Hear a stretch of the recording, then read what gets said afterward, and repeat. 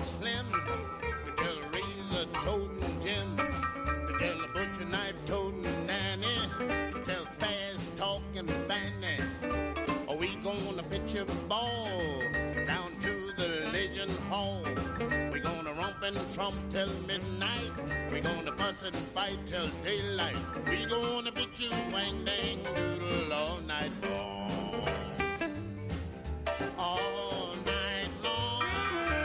All night long. All night long. All night long. We gonna pitch you wang dang doodle all night long.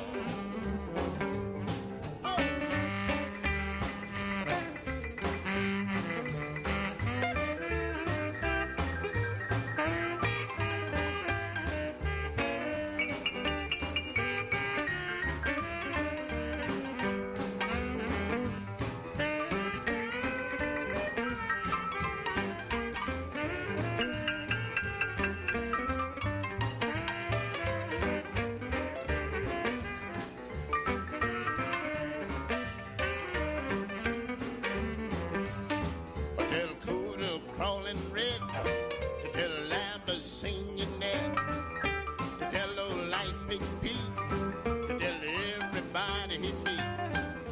Tonight we ain't gonna rest, I'll pitch a ball and throw a mess. We gonna break down all the windows and gonna tear down all the doors. We gonna pitch a wang dang doodle all night long. All night long. All night long. All night long. All night long. We gonna pitch a wang dang doodle all night long. Oh.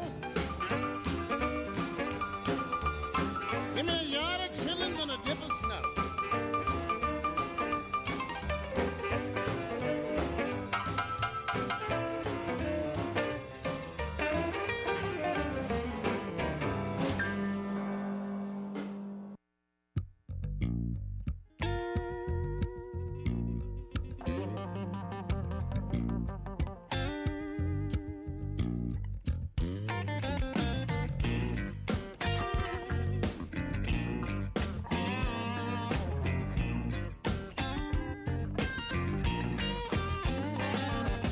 I just got your message over my machine.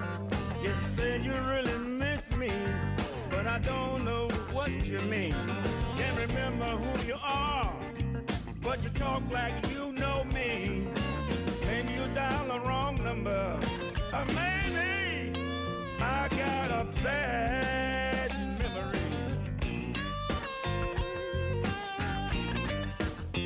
Bad memory. I do remember someone who sounded just like you. I think she said she loved me, but she loved my best friend too. I remember how it hurt me when I found out didn't see. Baby, it's just been too long. Maybe I got a bad memory. Can't remember.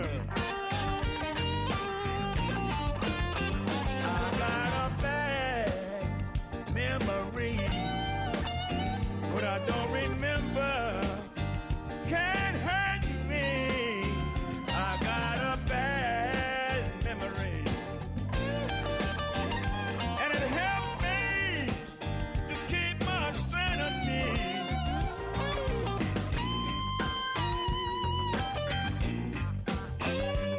Bad memory. I could say I might remember if we could meet and talk. You give me direction, I will try not to get lost. In case I don't make it, don't take it personally. I'll try real hard to find you, but you know I got a bad memory.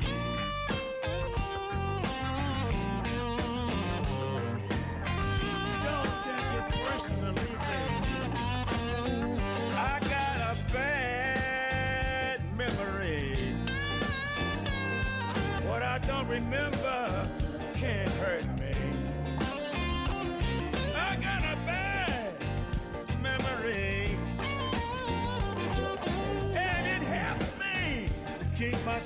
sanity. I got a bad memory. What I don't remember can't hurt me. Oh, bad memory. And it helps me to keep my sanity.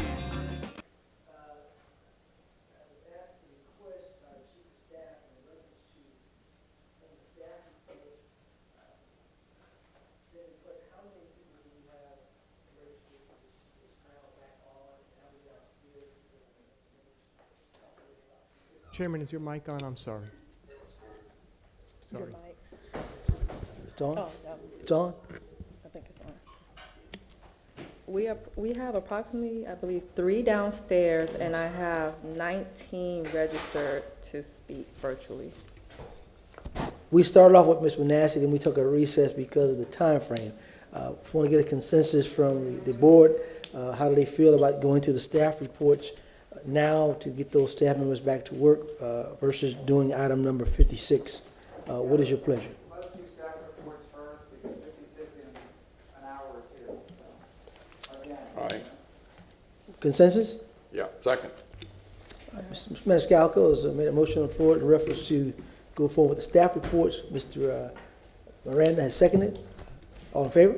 Aye. Any opposed? Chair, we need to do roll call. All right, roll call again. Carlson? Here. Maniscalco? Dingfelder? Citro? Vieira? Miranda? Here. And Goods. Here. We have a physical quorum. All right, Chief, you want to go ahead and go with 57, or you want to wait till the 17th? Are you prepared?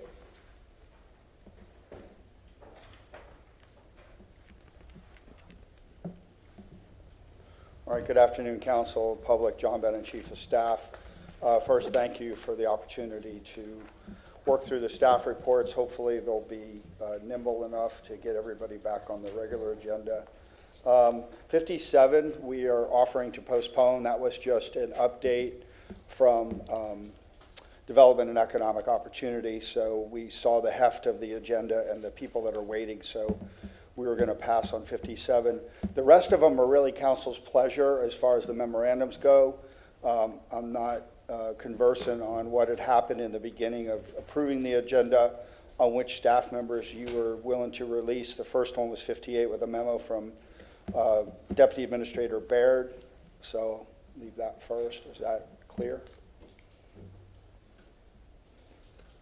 I believe that we said we could release 58. Was that not correct, Joan? 58. No, was it? We didn't vote on it? Is there a motion to receive and file that, or just? Oh, it is. We have a motion receiving file 58? No, it's actually a motion, it's to move the resolution. Mr. Move the resolution, so I thought, okay.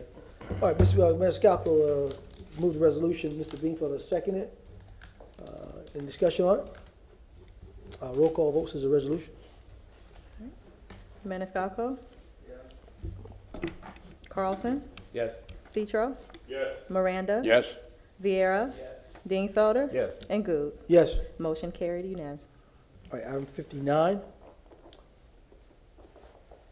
Again, council, there's a memo from Assistant City Attorney Carl Brody, so I'm not sure council's pleasure on that. I would like to hear a little bit about that. I think that was Mr. Dingfelder's motion. Andrea Zelman, I thought at the beginning of the meeting you said that you would just accept the report, but I can make sure Mr. Brody's available if you. They're Did right wanna there ask waiting questions? We're for waiting for us. Oh, good, okay, I can't see that part. Thank you. Good afternoon, sir. Afternoon.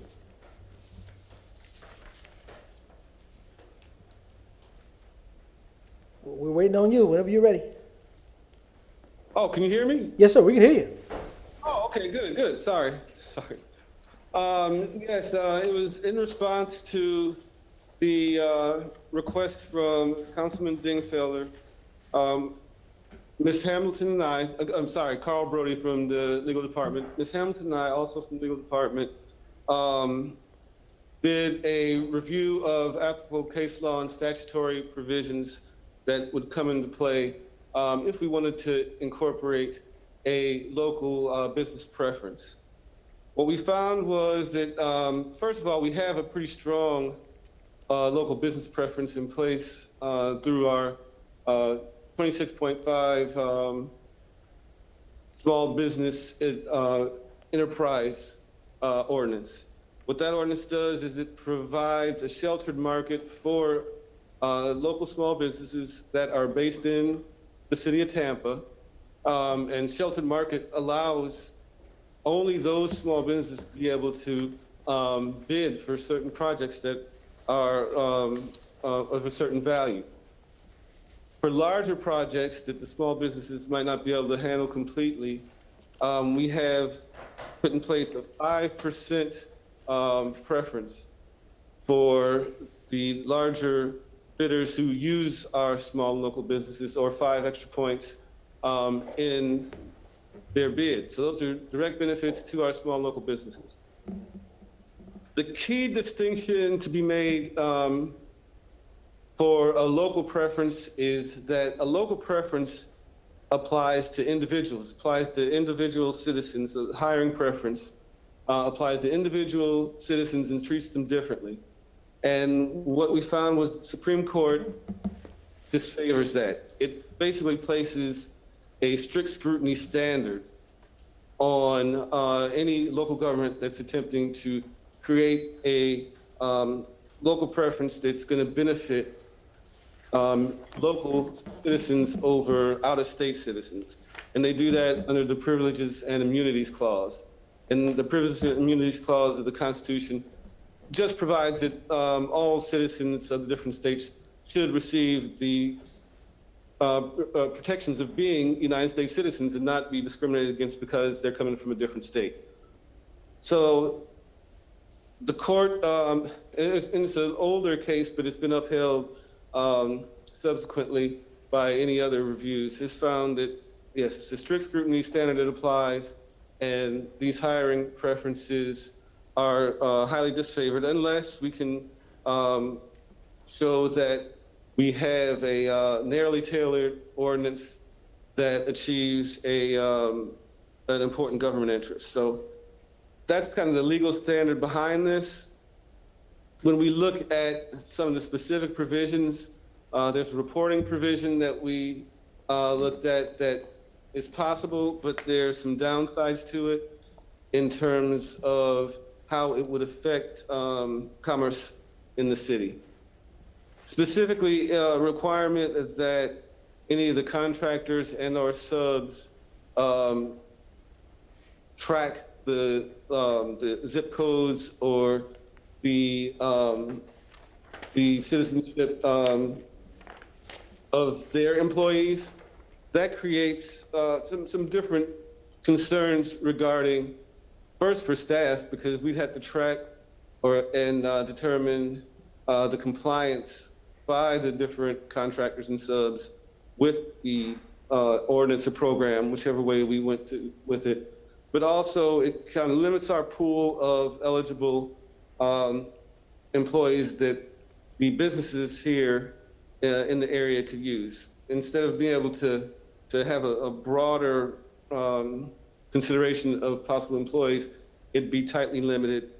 We'd also have issues with reduced competition overall because of the limited labor pool available. And we'd also have make it very difficult for any of our businesses that are using day laborers to be able to come into compliance, because just the nature of working with day laborers and getting their addresses. We also looked at specifically distinguishing between neighborhoods. We didn't find any case law specifically on that, but we're very concerned that it's hard to explain a basis or provide a good basis for why we would treat two people who, basically live across the street from each other differently in terms of one receiving a hiring preference and the other not. That's an equal protection concern and also a due process concern that we just really that we're concerned about, if that was the type of program that we were looking at moving forward on. And then, as noted, recently the state passed a new provision that does not allow local hiring preferences if the state itself is funding any part of a construction project. So that is also a concern. Those are the main issues we hit or just wanted to discuss with you in the memo. And I'll ask Ms. Hamilton if she has anything to. Well, I think you pretty much covered the basics. I think we've gone through this before, but those are the primary factors.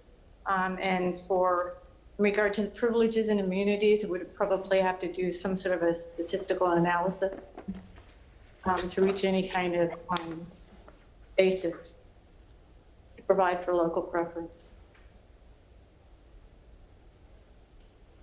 All right, gentlemen, any questions of anyone? Mr. Chairman, You recognize. as the maker of the motion, yeah, I read the memo when you guys provided it a few days ago. I appreciate it. I think it was very comprehensive, and I understand the limitations. So anyway, we'll carry on from there. Thank you. Mr. Carlson, you recognize. Yeah, my firm in the past has applied for government contracts out of the market, out of state. We've done business as far as California, Latin America. We don't do any in Tampa, by the way, for anybody watching. But the problem with local preference is that other governments retaliate. And if our companies want to be the best that they can be, they need to be able to sell outside this market. They need to be able to sell in Pinellas County, Pasco, California, all around the world.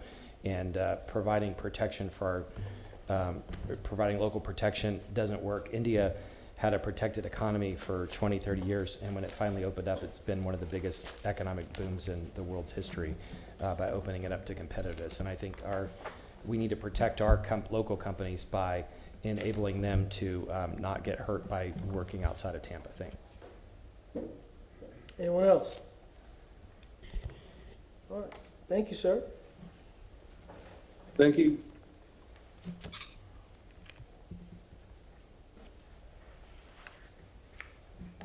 All right, council, that brings us up to, I believe, item 60. Yes, sir. And again, I believe that was a receipt and file. I just want to verify with council. Motion by Mr. Maniscalco, second by Mr. Vieira. All in favor? Any opposed? Motion carried. All right, item 61. Same scenario with Director Beat on standby. All right, Vic is there? There he is. Afternoon, Councilman. Afternoon, Chair. I'm here to address any questions related to item 61. This is related to a motion made earlier this year by Chairman Goods and Councilman Maniscalco regarding the status of the Bermuda Boulevard seawall project. A staff report was submitted, and I'm happy to answer any questions. Vic, I happened to be on a cleanup venture with the folks down in Palmetto Beach. They asked me to come down to view the actual seawall. Me not knowing much about the seawall, they really gave me a history lesson of the seawall and actually showed me the deterioration of that seawall. Now, I read in the memo, and it kind of, it pulls me back that everyone was putting in their budgets and putting things in reference to the all for transportation. I don't understand why everybody was so gung-ho to just throw these items on money you didn't have. So my question, money you didn't have, we put it into a program. So my question now is, there's no money from all for transportation. Don't know if that's going to come, when it's going to come. So again, what will be the plan for those folks going there? Because they are right. That thing is going to cave in. I was down there. We keep doing a little patchwork on the street there, and I'm afraid we get a good storm or something happens that we're going to have a major problem down there. So I saw the memo, but it wasn't detailed enough to tell me what are we going to do, not worrying about all for transportation. Correct, and that's a very valid question, Chairman. I wish I had a better answer. Then we will continue to look for funding options, and we'll work with our Sustainability and Resilience Officer, as the memo mentions. We'll continue to look for grants. I'd like to remind you and council that we have had a lot of success with grants in general. The Build grant coming to mind most recently. So we'll keep working on it. But right now, that is the only thing that's holding us back, and that is funding. Well, I appreciate, that's why I threw that out there, because the people in Palmetto Beach keep calling and asking. So we've got to give them some type of dialogue, you know, and we can't keep saying all for transportation. We got to quit talking about that, because that's not on the table anymore. So just like you said, if it's grants that we're after right now to look for, or some extra dollars comes in your department for something else, then we need to let those folks know that this is what we're planning to do and how we're going to do it. Because, I mean, I went down there, and gentlemen, I urge you all to go down and look if you don't know what the seawall is. But I can tell you, it got some major problems. I'm kind of fearful that one day, you don't know when, we could have a major problem. Mr. Citro, you are recognized. Thank you very much, Mr. Chair. Vic, thank you for all the hard work. Have we looked at alternatives? And you raised a point of resiliency. With sea level rise and other effects that we're having from climate change, there are people that are looking and saying the seawalls are no longer a great way of keeping back storm surge. And we have been going more toward rubble and or mangroves. Is that completely off the table? That's another great point, Councilman. It is not off the table. In fact, the first iteration of planning for this project included consideration of adding riprap, that is large concrete material, and other erosion control measures. We have since moved away from that concept, which was first developed around 2012. For a multitude of reasons, but primarily because it would have been disruptive to the neighbors there, because we needed a permanent easement over water to complete that project. Since then, we have used new means and methods that have been identified where riprap and erosion control will not be needed. We can improve the wall with water access, and as part of that, or as part of the design process, we will consider things like living shorelines or adding some sort of vegetation as well that is conducive to our environment. So certainly our views have evolved. Our challenges still remain around funding. I thank you for that, but again, we get back into our efforts for resiliency, and I was just hoping that we could explore other options. Thank you, Vic. Thank you, Mr. Chair. Mr. David, I see your hand, sir. You're recognized. Good afternoon, Vic. Just as a follow-on, it's kind of scary when some of these items go all the way back to 2003 when I first came on council, because I remember this discussion really hasn't changed very much, which is pretty sad in regard to what Mr. Chairman says. And I do go down to that area periodically, and it's getting worse and worse. What I'm wondering about is, in reading the memo, you also made reference to the various private easements. I think there's about a dozen or so, and you indicated that historically we hadn't received a whole lot of cooperation from the adjacent property owners. But I guess what I'm curious about is where, I mean, what does it go? Private property on the landward side, and then we have an easement on the sidewalk there, and then their property picks up again. I mean, I've never seen a property map of this area, but tell me how that works exactly. I would have to get back to you on that with details, but we're not looking at that option anymore, specifically because it was more disruptive to the neighbors. So we're not looking at permanent easements. That was our initial approach in 2011, 2012. And there are a couple of reasons. One was the cost of those easements were relatively high to where it would not have made financial sense then to move forward with that approach. But now we have better information and better methods. to prevent or mitigate for any kind of surge and wall enforcements as well. And I see that Morris just joined us, who may have more background in this project and may want to add to the conversation. Councilman Dingfelder, I remember the 2003 days as well, and I was involved in researching tidal.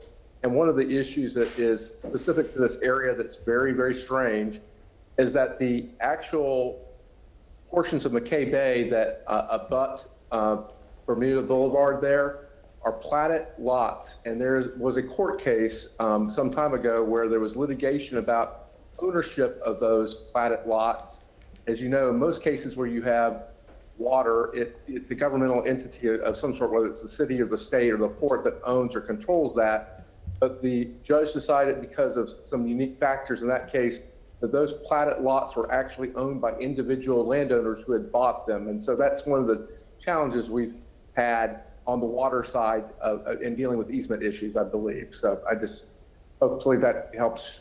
And that's been a challenge, I think, since 2003 for us. So, Morris, thanks for your clarification on that. The thing that really bothers me is that you still have your hair after 2003 and some of us don't, but. Well, I have a pretty gray beard, so I appreciate that. All right, anything else on 61, gentlemen? Vic, thank you as usual. Appreciate all your help, and see what we can do about that for Myrtle Beach. 62.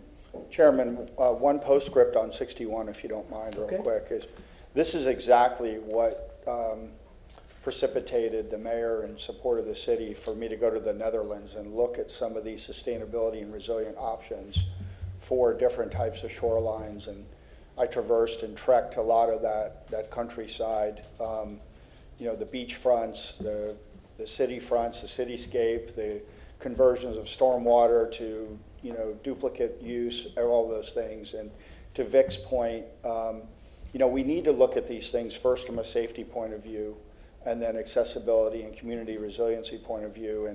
And that's exactly why we brought Whit in. One of those reasons Whit Remmer was hired, because he had a really clear understanding how to get other money into the community to do some of these projects. So looking forward to more of those things. And I'll make sure that this becomes a hyper focus for the community. Thank you, because if you go down and look at it, it's getting very, very bad. I didn't even realize what that was until they went and actually showed me. And matter of fact, I took a bunch of photos and posted on the page saying this is something we got to look into. So glad you're looking into that. Thank you. Yeah, for 20 years I've run that route with TRT, and that was our path out of the academy, so I'm familiar.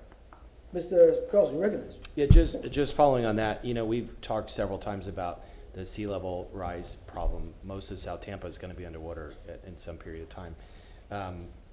I didn't see a specific answer to that question in the resiliency plan the mayor put out the other day. Is there a separate plan that's going to come out to specifically address what to do with the seawalls and what to do with areas like South Tampa that don't have seawalls yet, or not all of it does? Sure, and I think, you know, Councilman, I think the focus on that was when the 58 items were put into that. Part of that was when we built a planning under a Carol Post area, we actually built a planning department with a director is to move in those directions to make sure that those areas are taken care of, and we're looking at sea level rise. But that's definitely on the agenda. All right, anything else, gentlemen? Thank you, Chief. Could I I'm just curious though, when it's something we started talking about at council maybe 2 years ago, and I know Whit, I'm glad you all hired Whit, and he's looking at it, and I know the other departments are, but when we have lots of residents that are asking questions about it, so what might we have an answer on that? If you want to make a motion, I'll be happy to bring something back to council.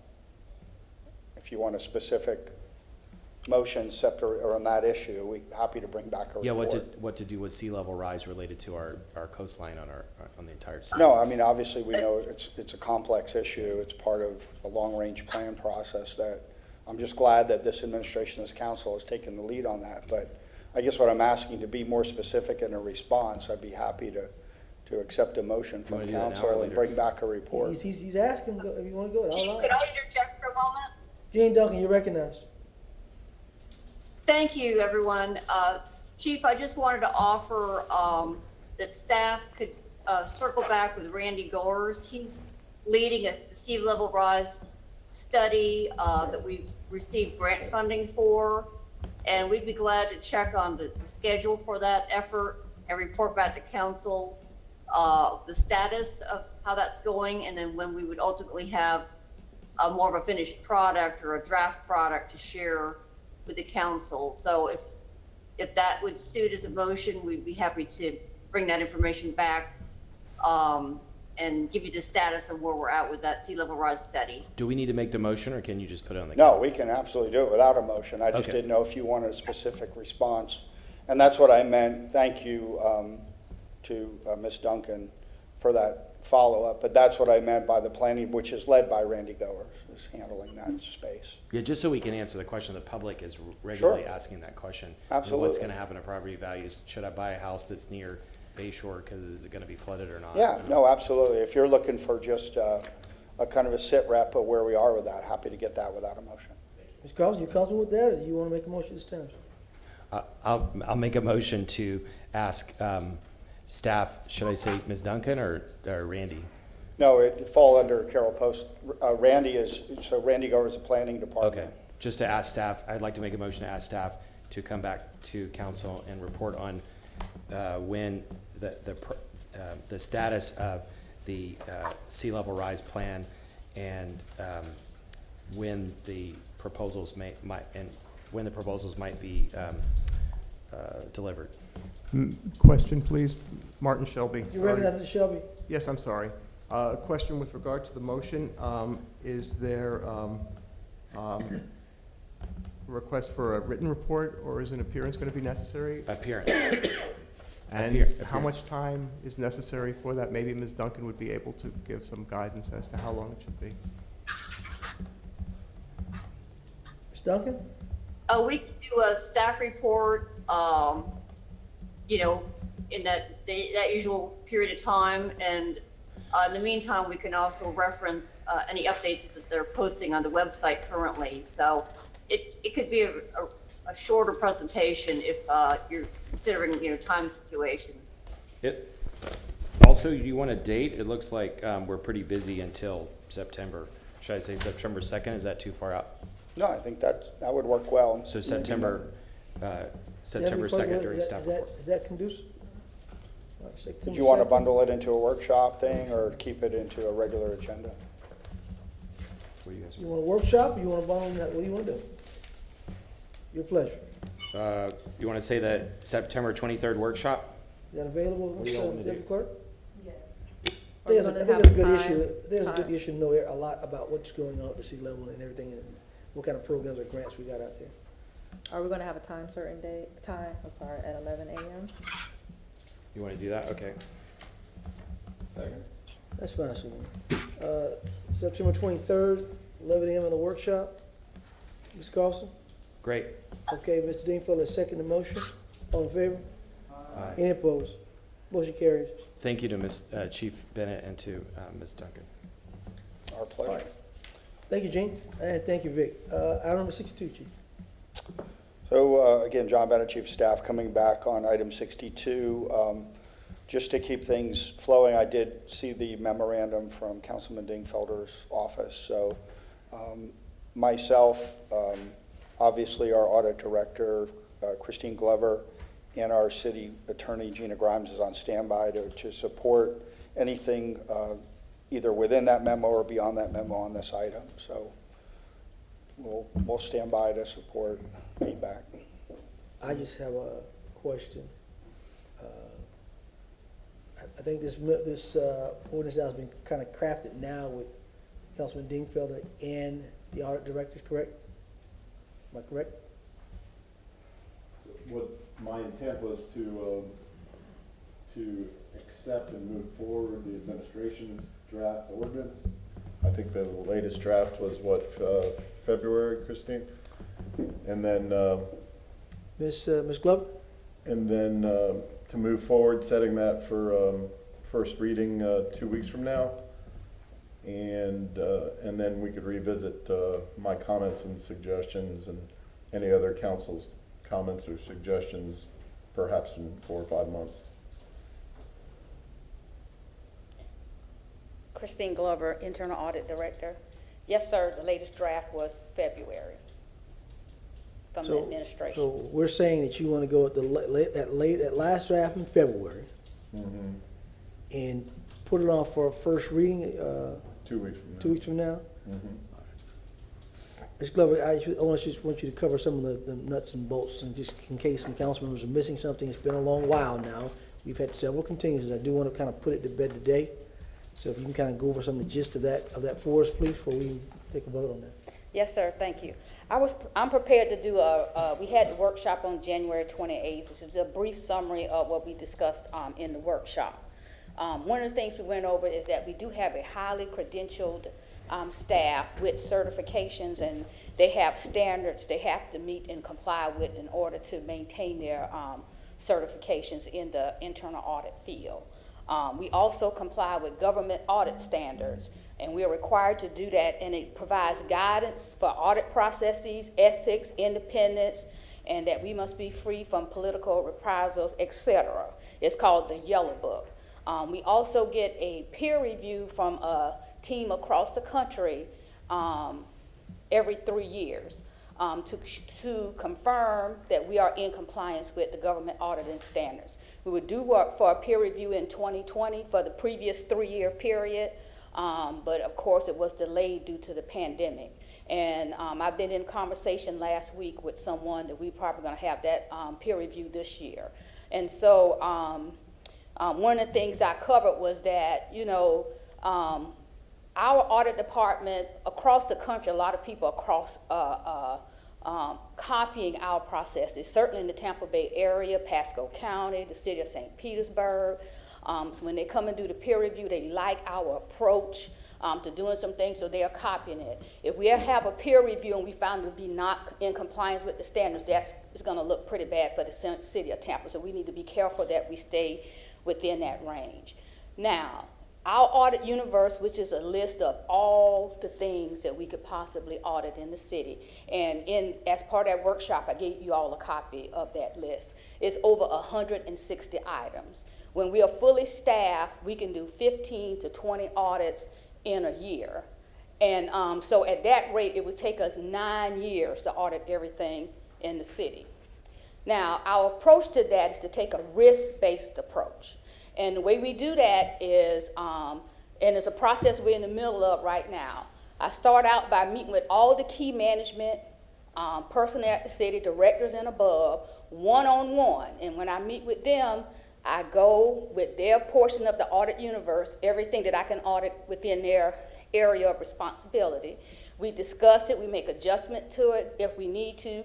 They have an opportunity to request audits if they like. And many times we do get requests for audits. I remember a few years back, maybe 4 or 5 years ago, I went out and I came back after I did all my meetings. I had a request for 26 audits. Remember I said I could only do like 15 to 20. So we do get requests from management. At that point, after I have all those meetings, we have a tool that we use. We call a risk assessment tool. It's got factors, and we take every item, my staff and I, we take every item on that audit universe and we rate it. And the factor, and we rate it 1 through 4, and the factors, each factor on there. And the way the tool is set up, the greater the score, the greater the risk is for the city. So we develop an audit plan for the upcoming fiscal year after we complete that risk assessment and those management meetings. And it's based on management requests, the risk assessment, the results of the risk assessment, and making sure we have coverage across the city. And one of the ways I make sure we have coverage across the city, a good example of that is the first couple years I was here with the city, we didn't do any audits in Parks and Rec or at the convention center. So we're not going to get into every area every year, but we kind of got to get around to everything periodically. Once that plan is developed, a proposed audit plan for the upcoming fiscal year, I submit that to the mayor for approval. And in all the years I've been doing that, 8 years here with the city, one time the mayor added something, but the mayor never took anything away. And that's an opportunity. So what we were trying to do was just figure out how we can get counsel in that process. So for this year, I backed up 30 days Normally I get a proposed plan to the mayor by August. I'm gonna get to her by July this year. I got one more meeting to have to finish all the meetings, and that's next week. And my staff and I were gonna start doing the risk assessment next week as well. So I plan to get something to the mayor, a proposed plan, and figure how we can get council in on that. And that's an overview of how we develop the audit plan for each year. And so I'm subject to any of your questions. I'll be happy to try to address anything that you might have. I think, Chief, I'll go let you say something before I ask a question. Yeah, just real quick, I just want to mention that I've worked very closely with Christine's office when I first got here because I believe in the value of not only what she does, but the professionalism of her staff. And one of the first requests I brought to the administration was to increase her staff to continue to do the audit universe that she talked about. And it was approved by council in the first budget. We increased her office by 20%. And, but I will also say that we're giving a very holistic look to her office because despite all the good leadership and all the good work, we tend to be losing folks that Christine is training to this high level and getting certified to other outside entities that are either in the private sector or larger government sector. So we've got our work to do to make sure that we have sustainability in her office as well. Just a couple comments. And Chief Bennett is correct. The year prior to Mayor Castor taking office, I lost a position in the budget cutting process. And so in actuality, it would have taken me 12 years at that staff size. And so one of the first things they did when they came back was give me that head count back. But he is correct. Hillsborough County, Moffitt Cancer Center, they stealing our people and buying them off left and right. But that's, you know, it shows that we have good quality and well-trained people, and these folks' pockets are deeper than ours. But we have a really good staff. We are short now just because of the fact that we had somebody leave the last 2 months, one each month. But we're in the process of replacing those individuals, but then it takes time to get them trained up. But also in the interim, we had a audit firm that we worked with when we were short-staffed, and they're going to do some audits for us over the summer. It's the only question I have, and Mr. Shelby, you might want to come up here as well, sir. Just want to make sure that within the proposed ordinance, I know Mr. Dingfellow has been talking, going back and forth, and again, we want to try to put this to bed, making sure that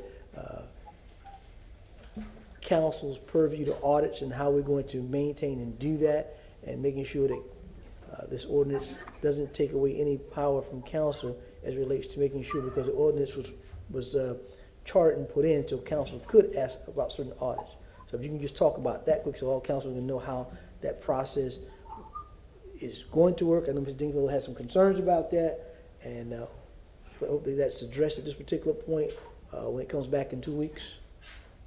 Mr. Shelby, have you seen that the latest? Yeah, version? I don't have the two side by side, and I don't have that in front of me.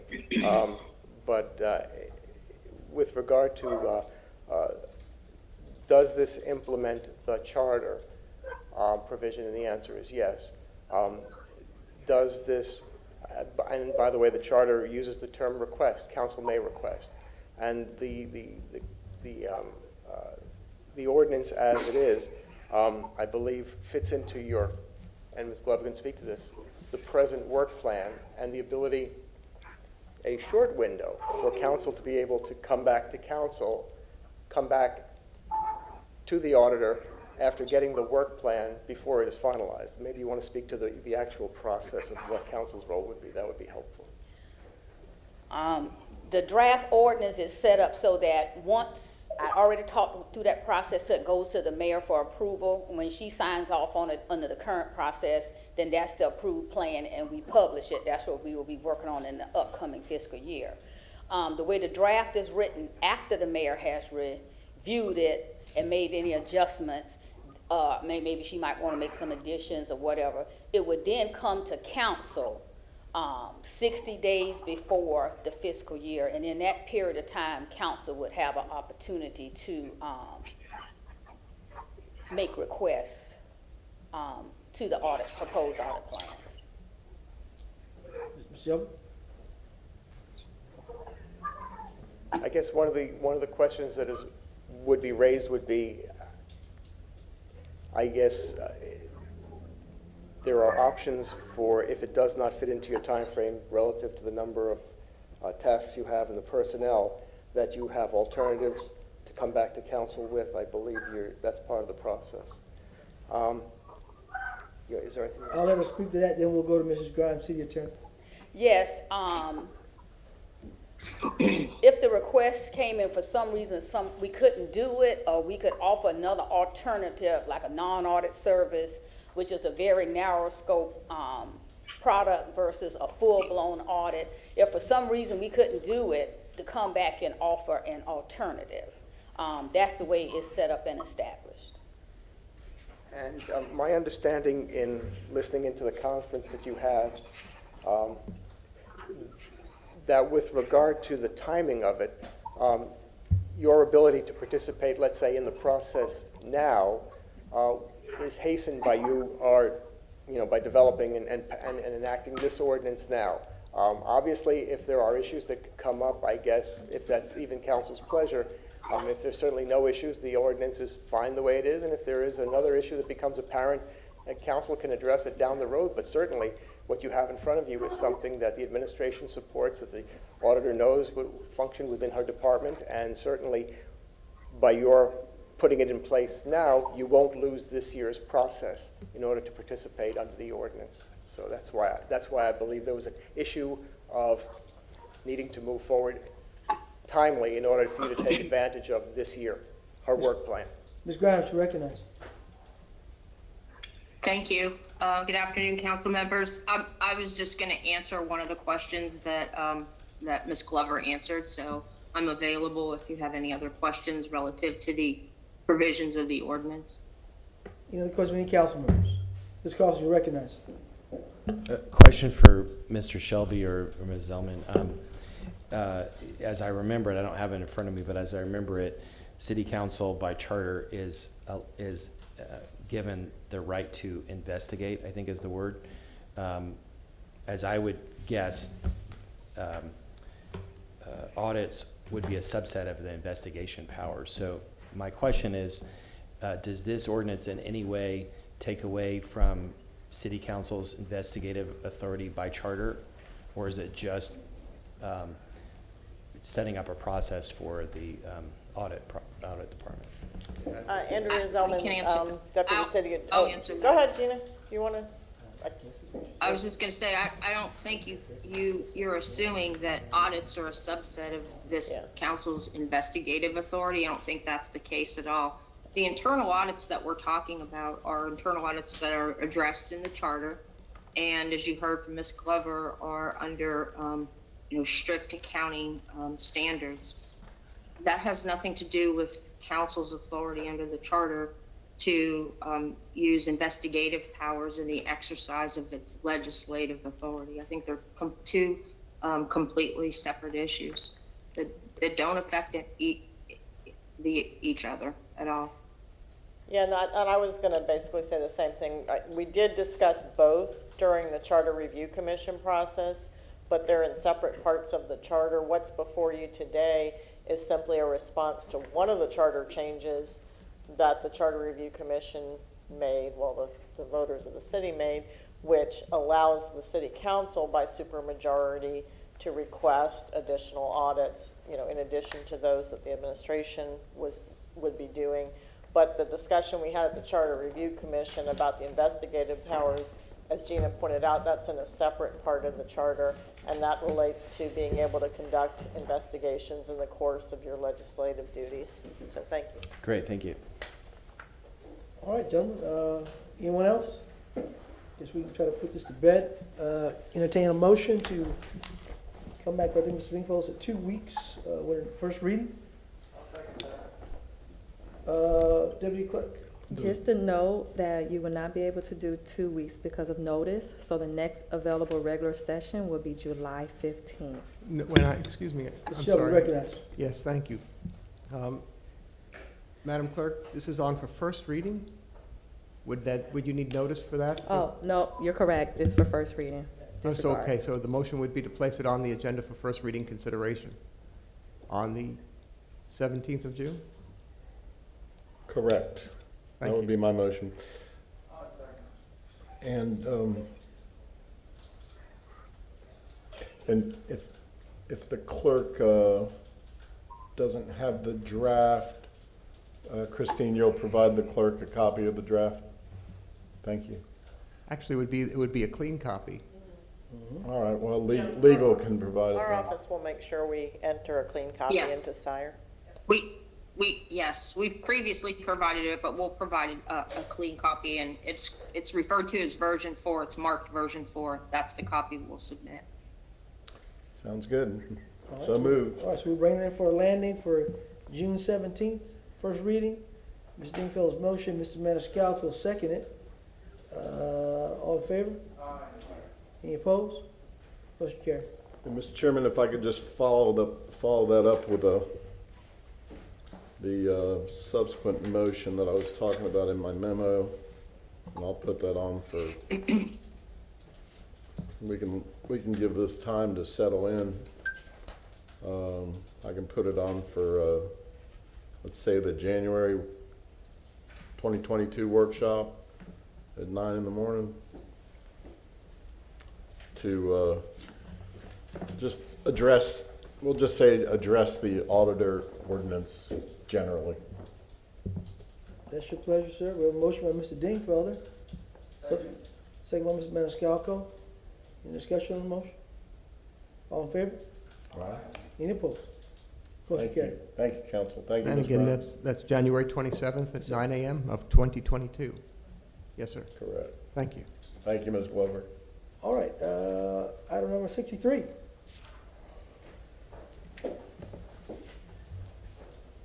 Good afternoon once again, Council. Dennis Rajero, Chief Financial Officer. Can you hear me okay? Yes, sir. Thank you, and thank you for having me again to talk about the fiscal year 21 mid-year. Ms. Lucas, ma'am, if I can ask you to share my screen again.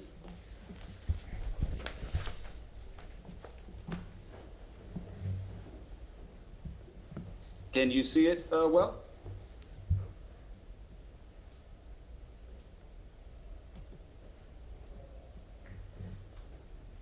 Yep. We see it. You do? Yes, sir. Outstanding, thank you. Of course, you see the agenda in front of you. We'll discuss the status and some of the highlights for fiscal year 21, both as they relate to the pandemic crisis and how our decisions have kept us on a sound footing so we can meet any financial challenges ahead. We'll just, excuse me, let me just get, there we go. We'll discuss the significant pandemic funding we received under the CARES Act and the funding we're receiving under the American Rescue Plan Act, or ARPA. Of course, as you know, we'll be back to brief council in more detail regarding ARPA in July. Next, some grants and bond-related items of interest. Then, of course, we'd like to hear any questions council has. So moving right into the financial status. As we typically do, we'll start with a brief refresher of the total budget adopted this year. Just over $1.25 billion, with the two largest components being the ones we talk about most, the general fund and the enterprise funds, which together make up over 3/4 of the total budget. And here are the expenditure categories for each of those funds, with public safety, parks and recreation, economic development, and support operations making up the bulk of the general fund. And then over on the right, we've got the water, wastewater, solid waste, the utility departments, including parking.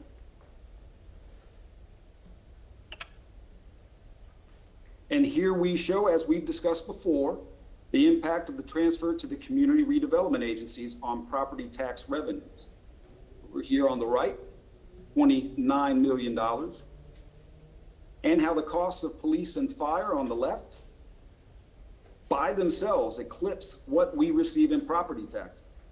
You heard Councilman Vieira speak to this just a little while ago. They're well over half of the general fund. We show this slide also because it seems when most people think of city revenue, they think of property taxes. But property taxes are only about a fifth of the total budget and only about half of the general fund. We also like to emphasize this because the general fund, as you know, is the money the mayor and city council have the most flexibility in spending. But it's also the one with so many competing and different demands because of that.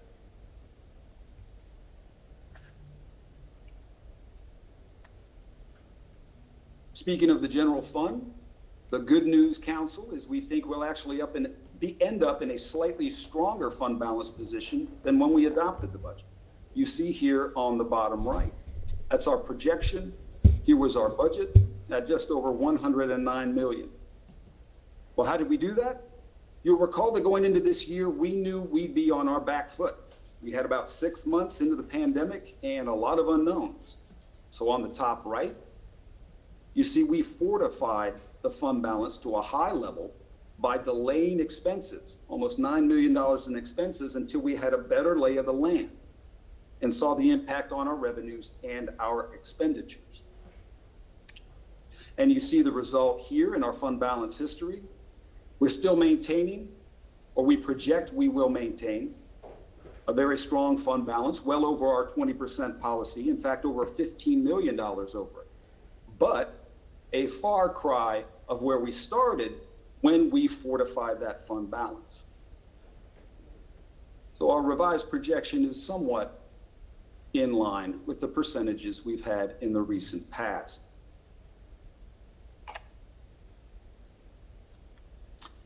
And here is the largest single source of city revenue. It'll actually be a bit more than budgeted this year, as adverse impacts either haven't materialized or haven't been as bad as we feared. This is very good news for us right now and is the 8th year in a row of increases since the Great Recession. And of course, further to Councilman Dingfelder's earlier comment, you see it is indeed in green. Green means it's doing better than we anticipate. One caveat though, as we've discussed before, impacts to property tax receipts typically lag due to valuations and collections. So we'll be watching closely the property appraiser's certified valuations at the end of this month. Our electric franchise fee you see here is just about at its lowest in 8 years. This is a very difficult revenue to project as it's based on any number of different factors: the weather, the rate charges, fuel charge adjustments, the increased use in society of energy efficient appliances.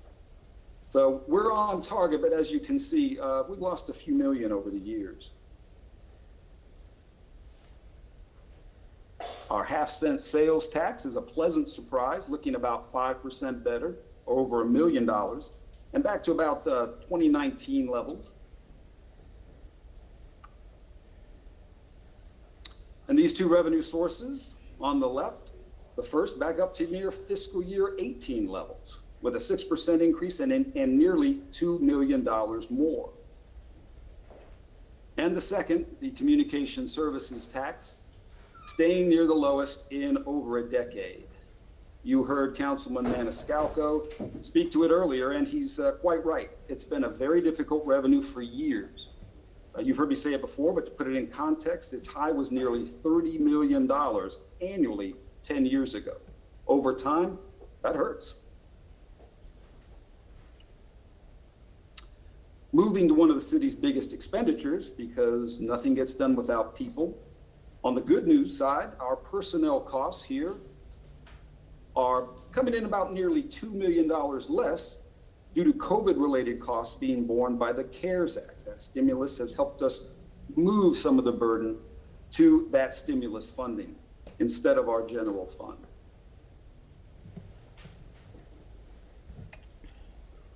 Speaking of personnel and the city's complement of employees, over the last 10 years, the city's ratio of employees to the citizens we serve has continued to decrease. You see here for 1920, we're the green bar, where we were the lowest ratio among our peers in 2019 and 2020 after a gradual decline in terms of the ratio.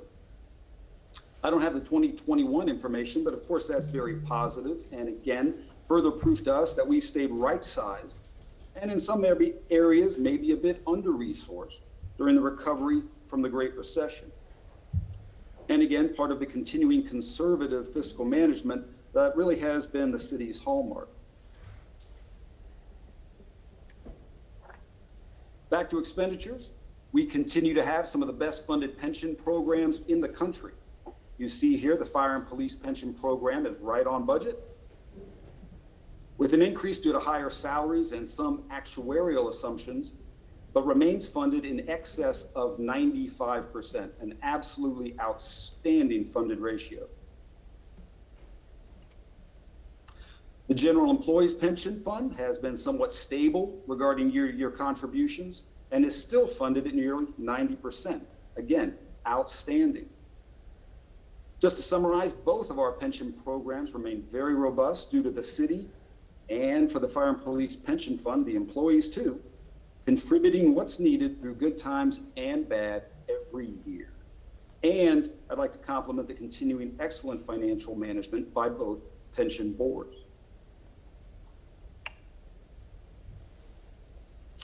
Moving to our enterprise funds, you see the parking department could be in better shape, but we're still anticipating an increase in their fund balance, not as much as we had anticipated when we adopted the budget, but still on the plus side, despite revenues down over 10%, primarily due to the pandemic.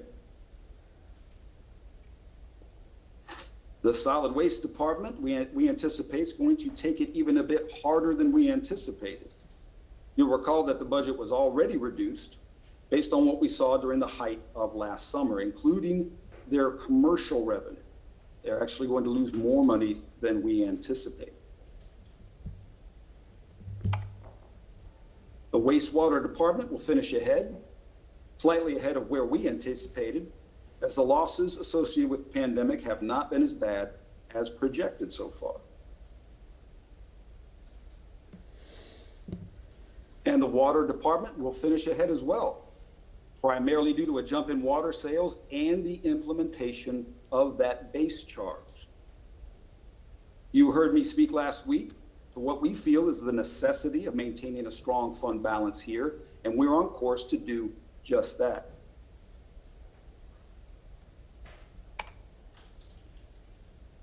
Turning now to the pandemic funding status we've received and are anticipated to receive in the very near future. We'll start with the CARES Act. You'll recall the first infusion of funding had that name, and we received and spent $30 million of it, and you see the itemization here.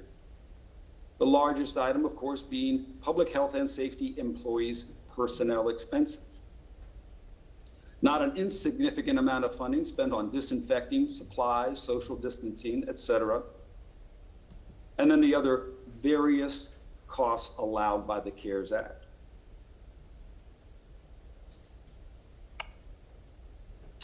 Next up, the approximately $80 million we'll receive over the course of 2 annual payments. Again, we'll be coming to council in July for a detailed briefing. But for now, we and everyone else recently received guidance from the Treasury Department regarding the methodology. There were some restrictions on the use of funding, and based on our experience with the CARES Act, the guidelines will probably change some as we go forward. The emphasis now, as it was then, was getting the money out the door, not so much on the guidance. On the plus side, it seems it'll be more flexible than CARES funding. Probably the largest example, CARES money was specifically not allowable for revenue recovery, while the ARPA allows for it. That's no small consideration. You see here its list of authorized uses, including public health response. As a reminder, we continue to have expenses associated with the pandemic. It's not over. The revenue loss I've already mentioned, infrastructure, and of course the federal government is also working on funding a separate nationwide infrastructure program, and assistance to households, small businesses, industries, and nonprofits. A word or two about our grants program and bonds. First up, grants. Council, you may recall that last year we developed a more cohesive grant planning and submission program. continuing to try to ensure everyone's on the same page and we're moving with one voice. Last year, we were awarded nearly $30 million in grant funds. And I've always heard that if you attain your goal, you haven't set it high enough. So as you can see here, we've again set our sights on over $70 million of potential grant funding.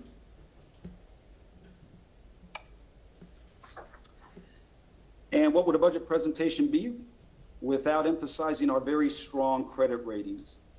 We do this not only to emphasize the city's strength in the midst of these pandemic challenges, but to remind ourselves in some areas there is still room to improve. All of them, as you may know, are high grade or better. At the very top, you see the issuer credit rating. That's basically a measure of the city as a whole, its overall financial health.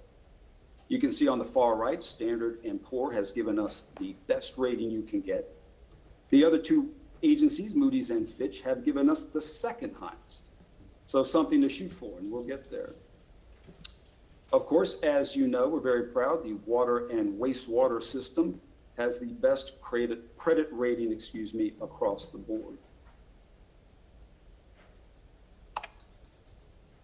Here is the remaining calendar associated with fiscal year 22. The Citizens Budget Advisory Committee begins their meetings tomorrow through early July. Again, we'll come to you July 15th regarding a more detailed breakdown and explanation of the ARPA funding, the mayor's presentation in early August, and of course, the September public hearings. That concludes my presentation, Council. Again, thank you for taking the time and thank you for the briefings we've had over the last few weeks. I can answer any questions you have now, and if I can't, we'll circle back to you. I saw several hands go up in the air already. I saw Mr. Vieira first, Mr. Maniscalco second, Mr. Carlson. Anybody else? And I have a few questions of my own. May I? Yes, sir. Thank you, Mr. Chair. I appreciate it. And thank you, Mr. Rajero, as always, for that. Yes. As always, very informative report. I really appreciate it. You know, the deficits that we're operating under seem to just, hey, things are good right now, thanks to federal leadership that, last year was bipartisan, this year was more partisan. But under CARES Act and now the American Relief Act, cities and municipalities or local communities are getting the funding that they need to be able to get past this terrible crisis that we've been under. Thanks to great leadership, we're seeing what appears to be the end of it, which is very, very good. We're getting closer and closer, and that's something that we all ought to celebrate as Americans. I think that's such a wonderful thing. But, we have so many deficits. We always, Chairman Goods was talking about All for Transportation, and, some of the things that we don't hear about are the deficits that we were going to be taking care of just with equity through that penny sales tax. I think of the numbers with AFT that just to meet the needs in the city of Tampa for repaving, I think it's $16 million a year, and our present repaving budget is about $5 million. We have in the city of Tampa budget, if my memory is correct, about $850,000 for sidewalks.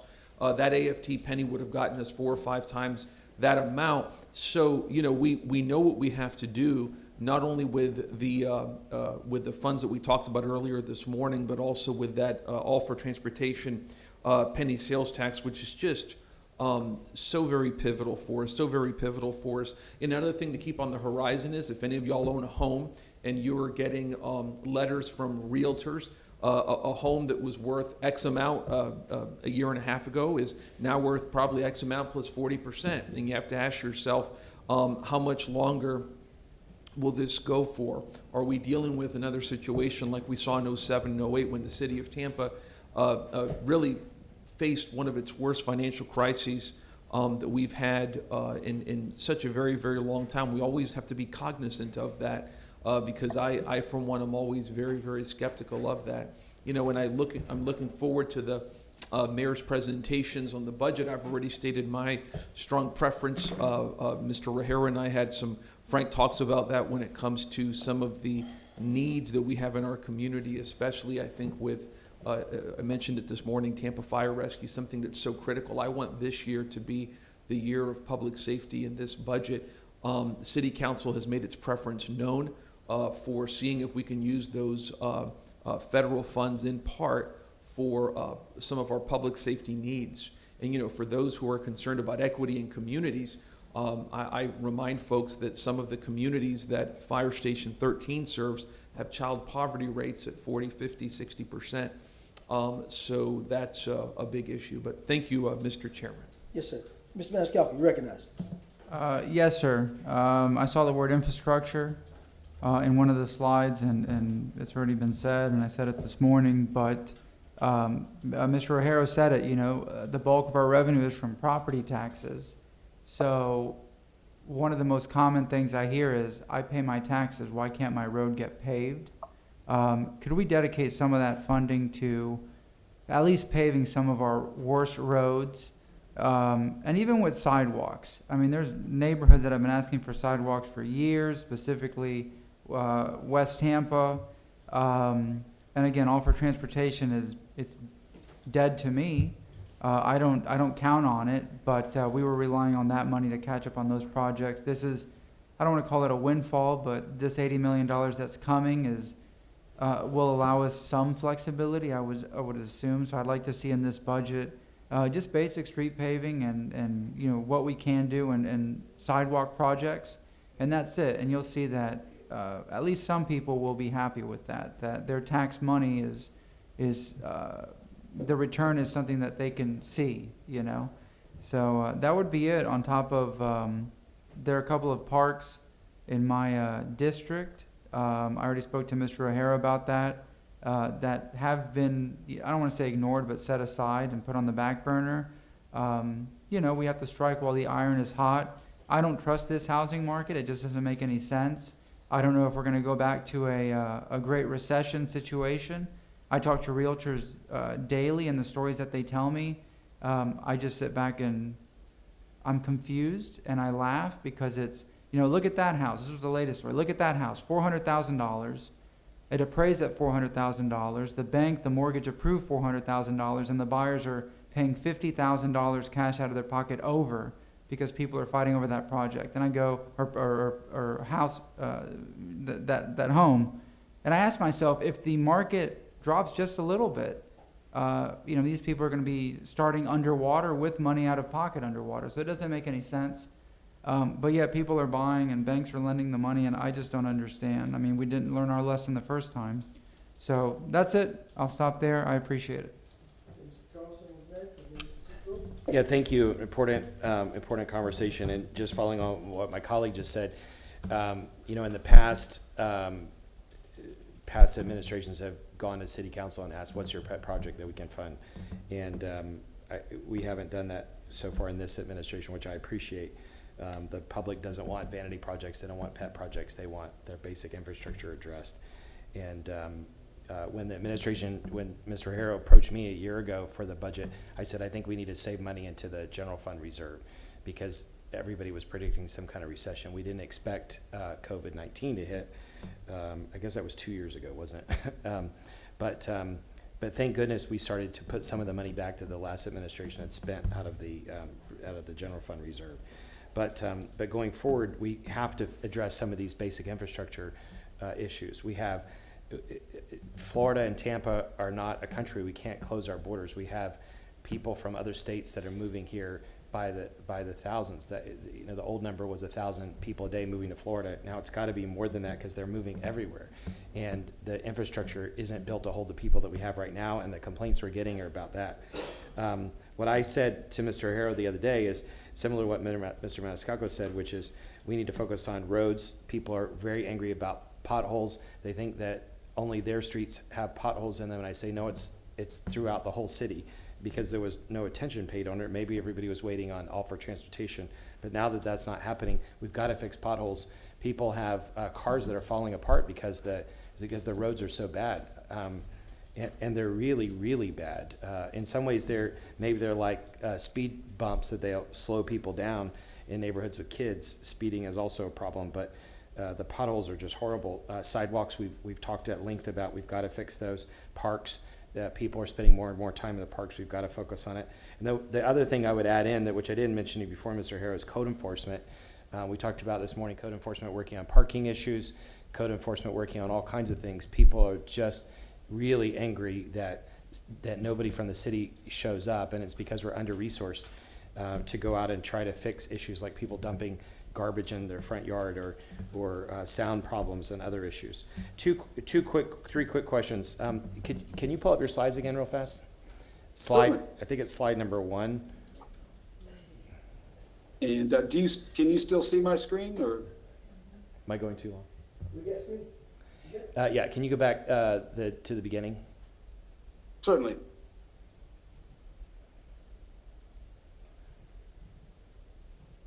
Sorry, I didn't want to interrupt you as you were going through the second slide. No, thank you, I appreciate that. The agenda. Next, one more. Yeah, so debt service 2.9%. How does that compare to other cities our size? Is that a high number, low number, average number? You know, I don't know off the top of my head, sir. Let me do some research and circle back to you. In the past, when we've looked at it, it's been, to my recollection, mid-range. I know you. Not too high. I know you and your predecessor. Sorry. I'm sorry. Sorry, Tucker. That's right. I know you and your predecessor paid a lot of attention to fund reserves, which I appreciate. But I'm just curious about the debt service. Is that average or not? And then, I'll find out. And then, can you skip ahead a few slides? You had a couple slides on personnel costs. One of my frustration with some of these slides in the past is that they don't go back far enough. And some of them, like the fund balance, don't show what the fund balance used to be before it got rated. But on personnel costs, I think there was a time. There we go. Mm-hmm. Yeah, so this is overall personnel costs. If you just look at this line, this is 2014 to 2021. It looks like the city, especially the way this curve is, which is just the way it was set up in Excel or whatever, but it looks like the city is just spending a whole lot of money on staff and staffing up. Do you have any idea what that number was pre-2008? So that would have been under the Iorio administration when the Great Recession hit. Do you have any idea, like 2006 or 2007, what the staff expense was? Just so we can show the public the context. No, I appreciate the question. I couldn't even hazard a guess, but we'll find it very easily and get it to you. And then the same thing with the next slide, which shows, I think, per capita, that kind of ratio. I wonder, just so we can show the context, and what I think the point I'm trying to make is that what we're experiencing is that the city has been understaffed because of the Great Recession and other things. The city's been understaffed in being able to solve some of the problems that the community wants, and now the administration is spending on staff, but we need to show that's a response to what the public needs, but also that we're trying to get back up to maybe the same level of service we had before 2008. And the last thing, a big question I get from my district is people complain about property tax increases, and what they're really talking about is that their property value went up, which is a good thing, but then their taxes go up, and if they're under Save Our Homes, they get a limit to that. Commercial property doesn't as much. But one of the questions we get is, why can't you guys just roll back? And I know that's a loaded question, but could you just give us an idea if we rolled back to last year's revenues, what kind of impact? I know it's a tough question to answer quickly, but what kind of overall impact would that have on the budget, considering everything we're trying to do? Again, I'd hesitate to hazard a guess right now, but we can research it with very little trouble and get back to you. All right, thank you very much. Yes, sir. Thank you very much, Mr. Chair. Gentlemen, when I say these things, I don't mean to offend anybody, but we have to face realities. ATF is behind us. The Florida Supreme Court struck it down for whatever reason they came up with. CIT is about to be behind us. I think it's advantageous for us to work with our friends over at Hillsborough County and get a newer version of ATF on the ballot as soon as possible, and find a different form of revenue that this shortfall is going to cause us for the CIT.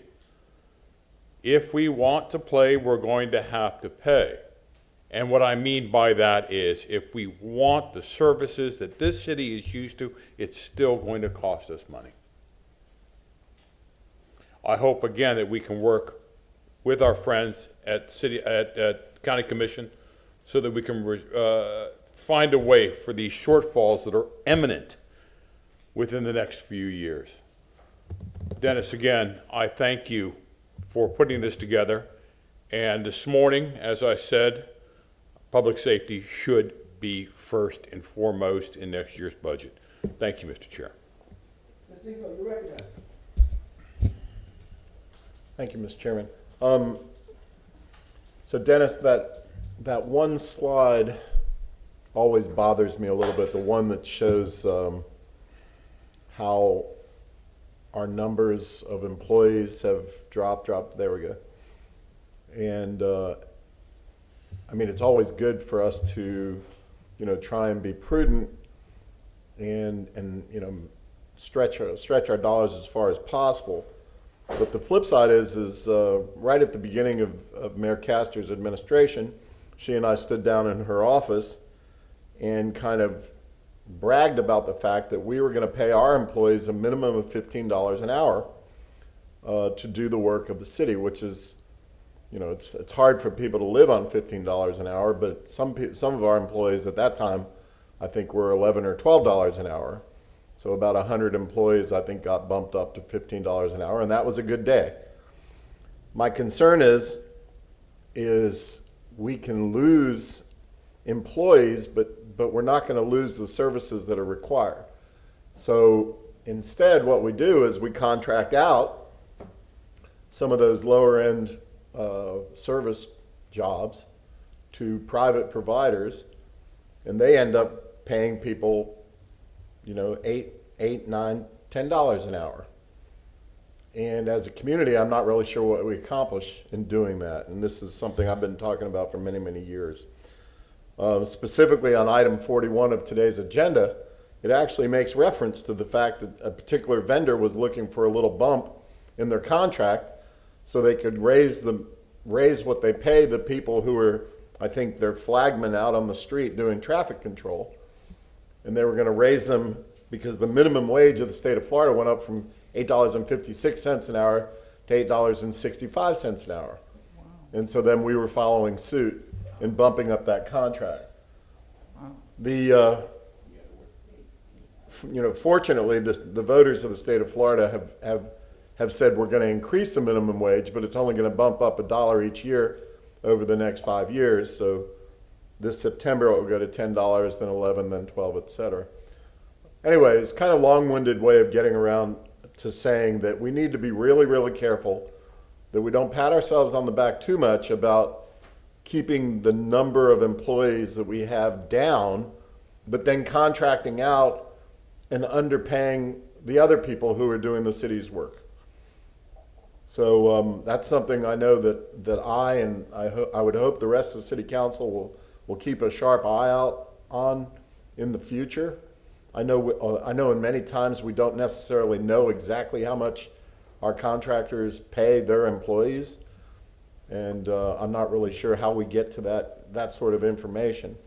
But I think we should encourage all of our contractors to follow suit in terms of what the city is paying, and at least pay a minimum of $15 an hour and keep the community's standards higher. Otherwise, as the chairman pointed out, people end up out on the street because they can't afford a place to live at $7 or $8 an hour. All right, that's my soapbox. Thanks, Dennis. Mr. Rand, anything, sir? No, my soap's finished.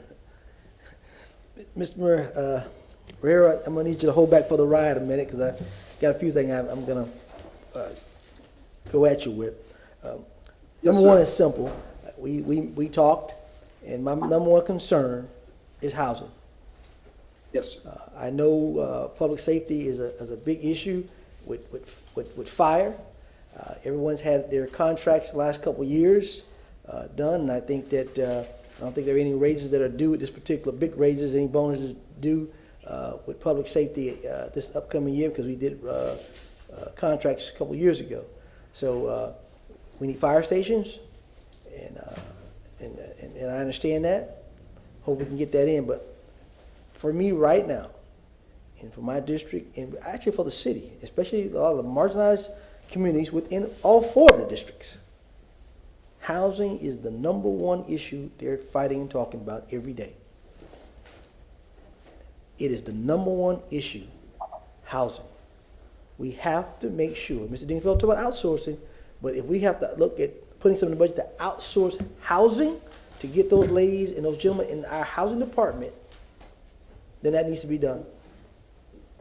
We have to get people in there because that is the need. State number one. And also looking at dollars to go for non-subsidized areas so they can be able to help those who are in that threshold that can't get the next step to get them some housing. That has to be number one. Public safety is our overall goal. That's most of our general fund. I do understand that.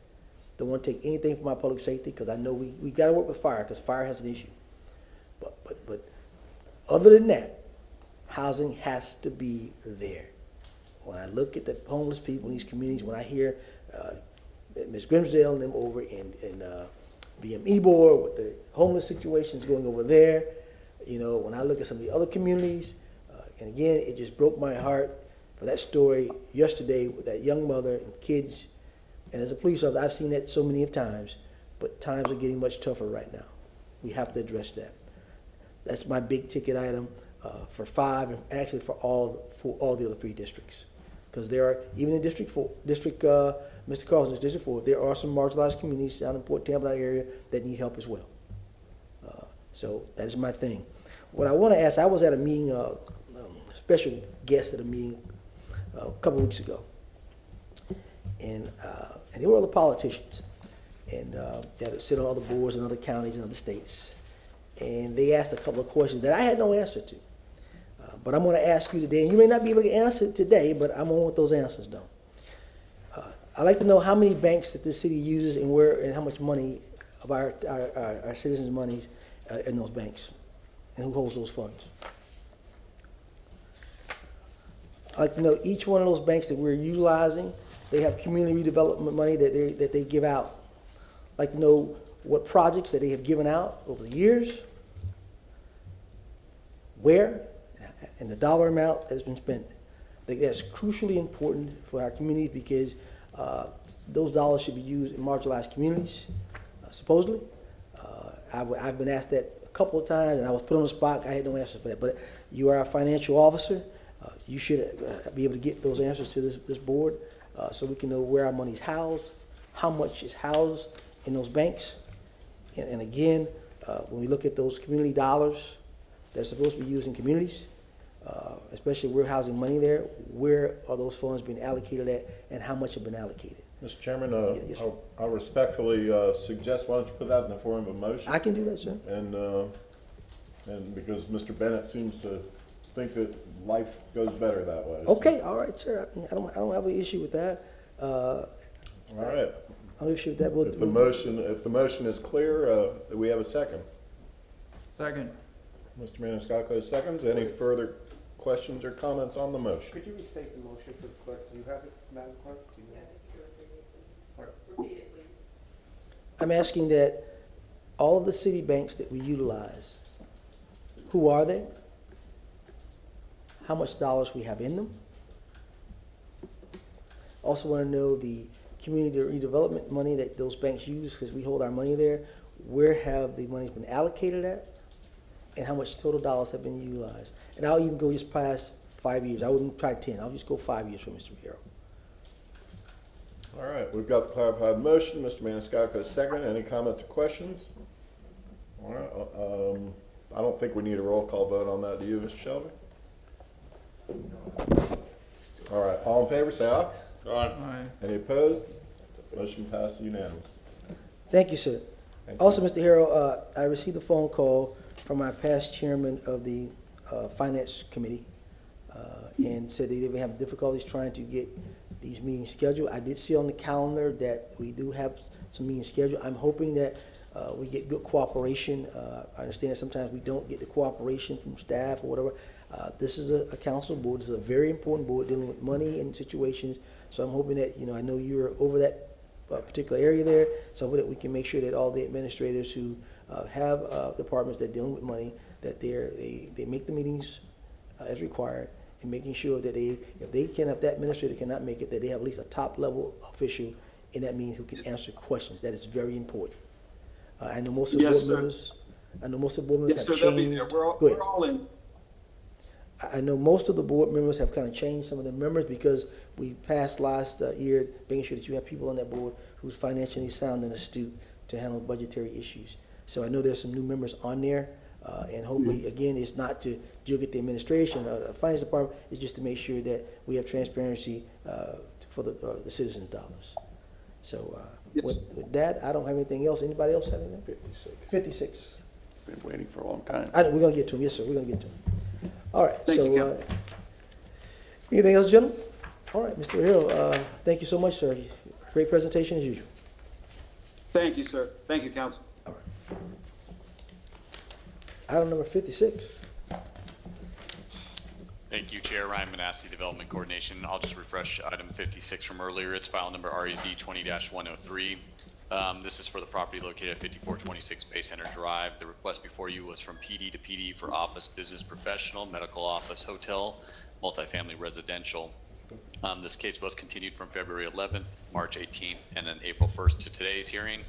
I do have my staff online in case there are any questions from our previous presentations. And I will turn it back over to you, Chair. I believe the agent has some revisions and such to make, but staff is available for any questions. Any questions, Mr. Manassi?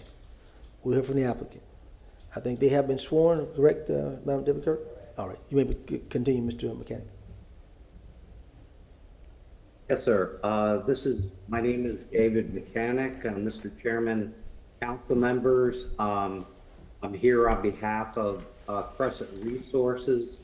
With me this afternoon is Tim Graff with Crescent Communities, I'm sorry, not Resources. Dan Woodward with Highwoods, and Randy Cohen of Cohen and Company. I'd like to provide just a brief presentation to discuss two matters that came up at our last hearing. And just to refresh council's memory, this property that is under consideration today is the current approval for this property includes 546 multi-family units.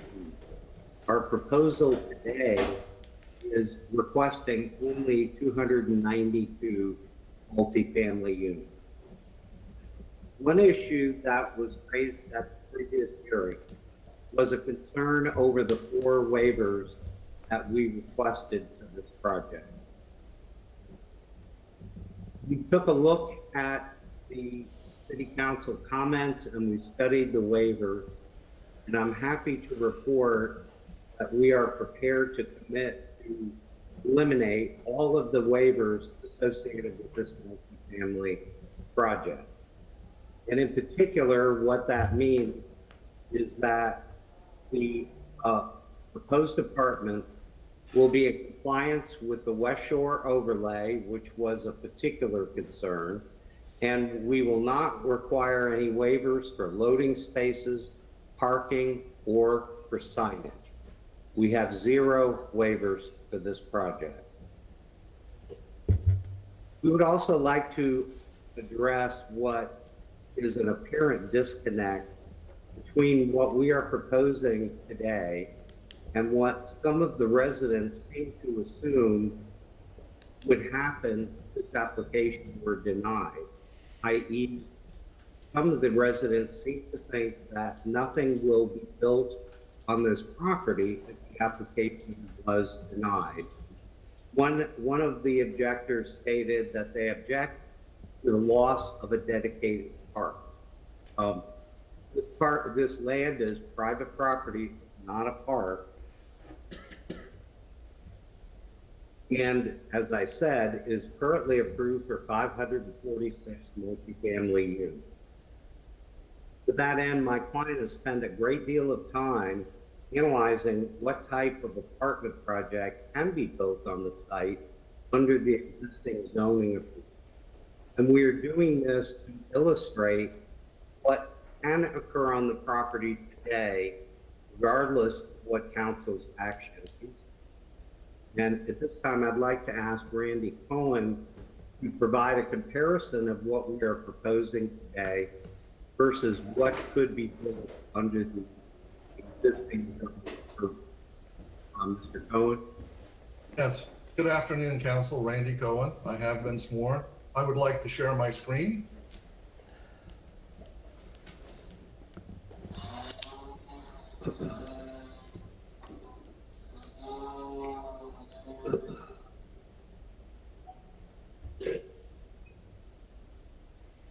Okay, is my screen visible? Yep. Okay, thank you very much. I appreciate it. This will be a brief presentation. This is the location of the subject property on Bay Center Drive. The first office building has been constructed. The first portion of the parking structure has been constructed. So the subject of the rezoning today is to modify the approval for this parcel of land here. Currently, it's approved for a building that would fit a footprint generally of this in a long rectangular shape. And Crescent Communities, which is a nationally recognized high-end multifamily developer, chose to suggest that at this property, the type of multifamily that would be here would be considerably different than a typical market rate multifamily, which was what was originally approved on the property. So what they've done is move the site from a large rectangle to a more linear building, and that's what's triggered this rezoning. With this concept, as Mr. Mechanic stated, there would be 292 units as opposed to the 546 units that are currently approved. The parking structure, the lighter color here is the existing structure. The parking structure would be expanded by one bay, half of what's approved for the expansion, and would be 8 stories rather than the 11 stories that's currently approved for this entire parking garage expansion. This is a look at it with the building in place, thanks to graphics and the various things we can do. You can see the building, its linear shape, its positive connection to the parking structure, the fact that the building will then screen the south facade of the parking structure, which I believe is very important from a planning standpoint whenever possible. You will see that the parking structure itself is only widened by one bay as opposed to the 2 bays. This is a look at the proposed 292 unit multifamily project, which is the subject of the rezoning today, with a large amenity area that actually expands under the building and all the way into this. Crescent Communities thought it would be good for everyone to have a very clear and transparent understanding of what's going on here today. So we developed a second multifamily concept that is consistent with the existing approved zoning on the property. This is a rendering of it.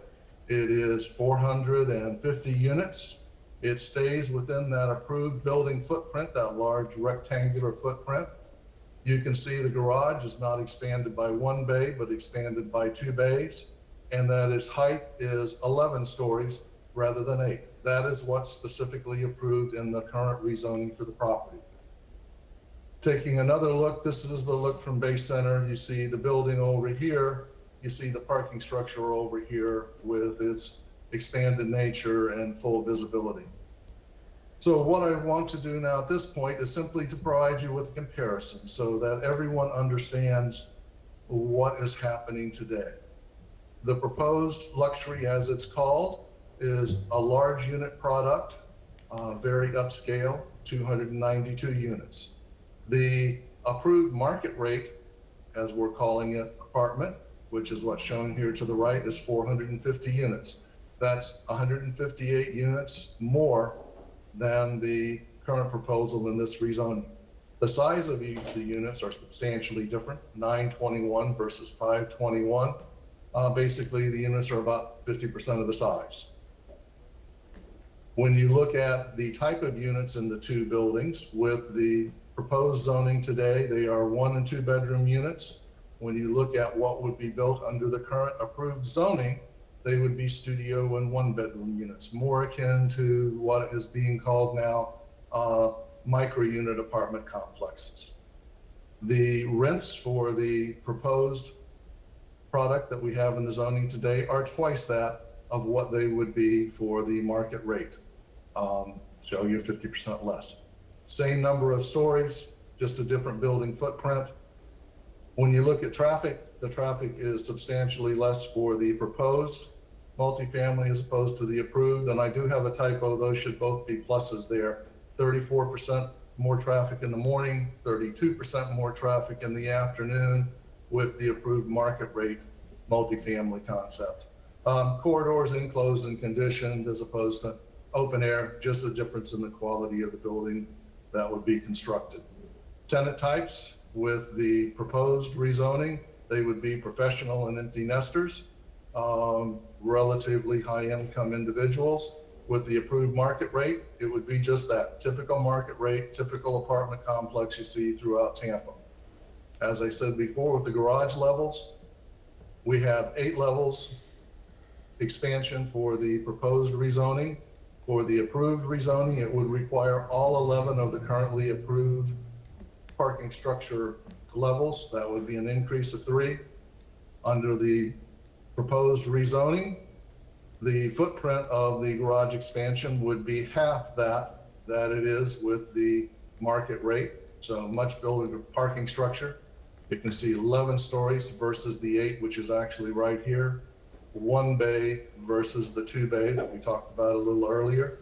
No screening of the garage under the market rate concept. Of course, under what's proposed today, it would be screened effectively. West Shore overlay would be required. This building would be required to comply with the West Shore overlay for the proposed rezoning. The market rate does not have to comply with the West Shore overlay, and it frankly would not comply with the West Shore overlay. Number of amenities on-site and off-site under the luxury or proposed rezoning. Under the market rate, highly unlikely those things will occur. Both of these projects are financially feasible. So we simply want everyone to understand that this is not a situation where multifamily will not or cannot be built on the property. It's a matter of what multifamily will be built on the property. And with that, thank you. I'm glad to answer any questions you may have. Any questions, gentlemen? Mr. Dingfellow, you recognize. Thank you. Mr. Cohn,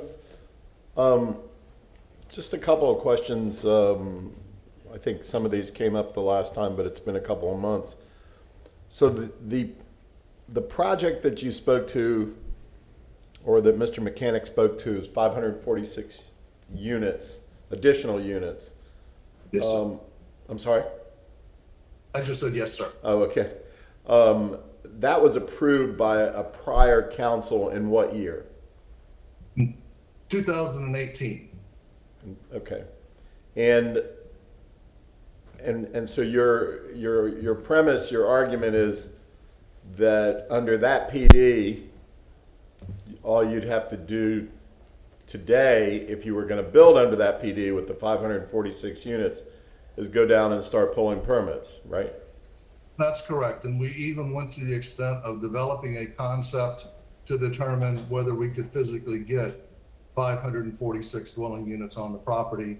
It looks like the maximum that can actually be built on the property are 450 units. And we wanted to make sure, be very transparent with what's going on here. And the fact that while 546 units are approved, the likely maximum will be 450 units in this particular case. 450 units, which is still 158 units more than the 292 that you're looking for. Yes, sir. Okay. And let's talk about traffic flow, because I think that's been one of the biggest concerns that we've heard from the community during the prior hearing.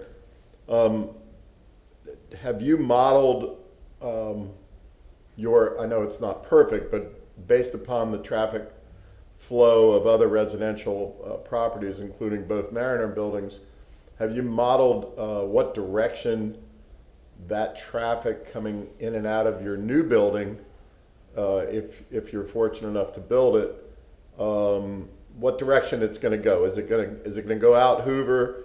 What percentage is going to go out Hoover to Kennedy and 275 as compared to going, zigzagging through the neighborhood and coming out at Azeel?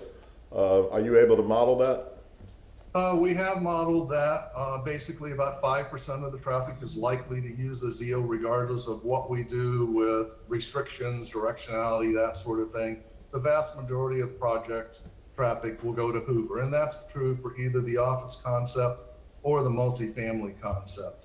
Interestingly here, since what we're proposing is a multifamily concept that's literally virtually 50% less traffic than what the office building, second office building that would be built here, we actually have very little increase in the residential direction of traffic as opposed to the very substantial increases we have with an additional office building on this property.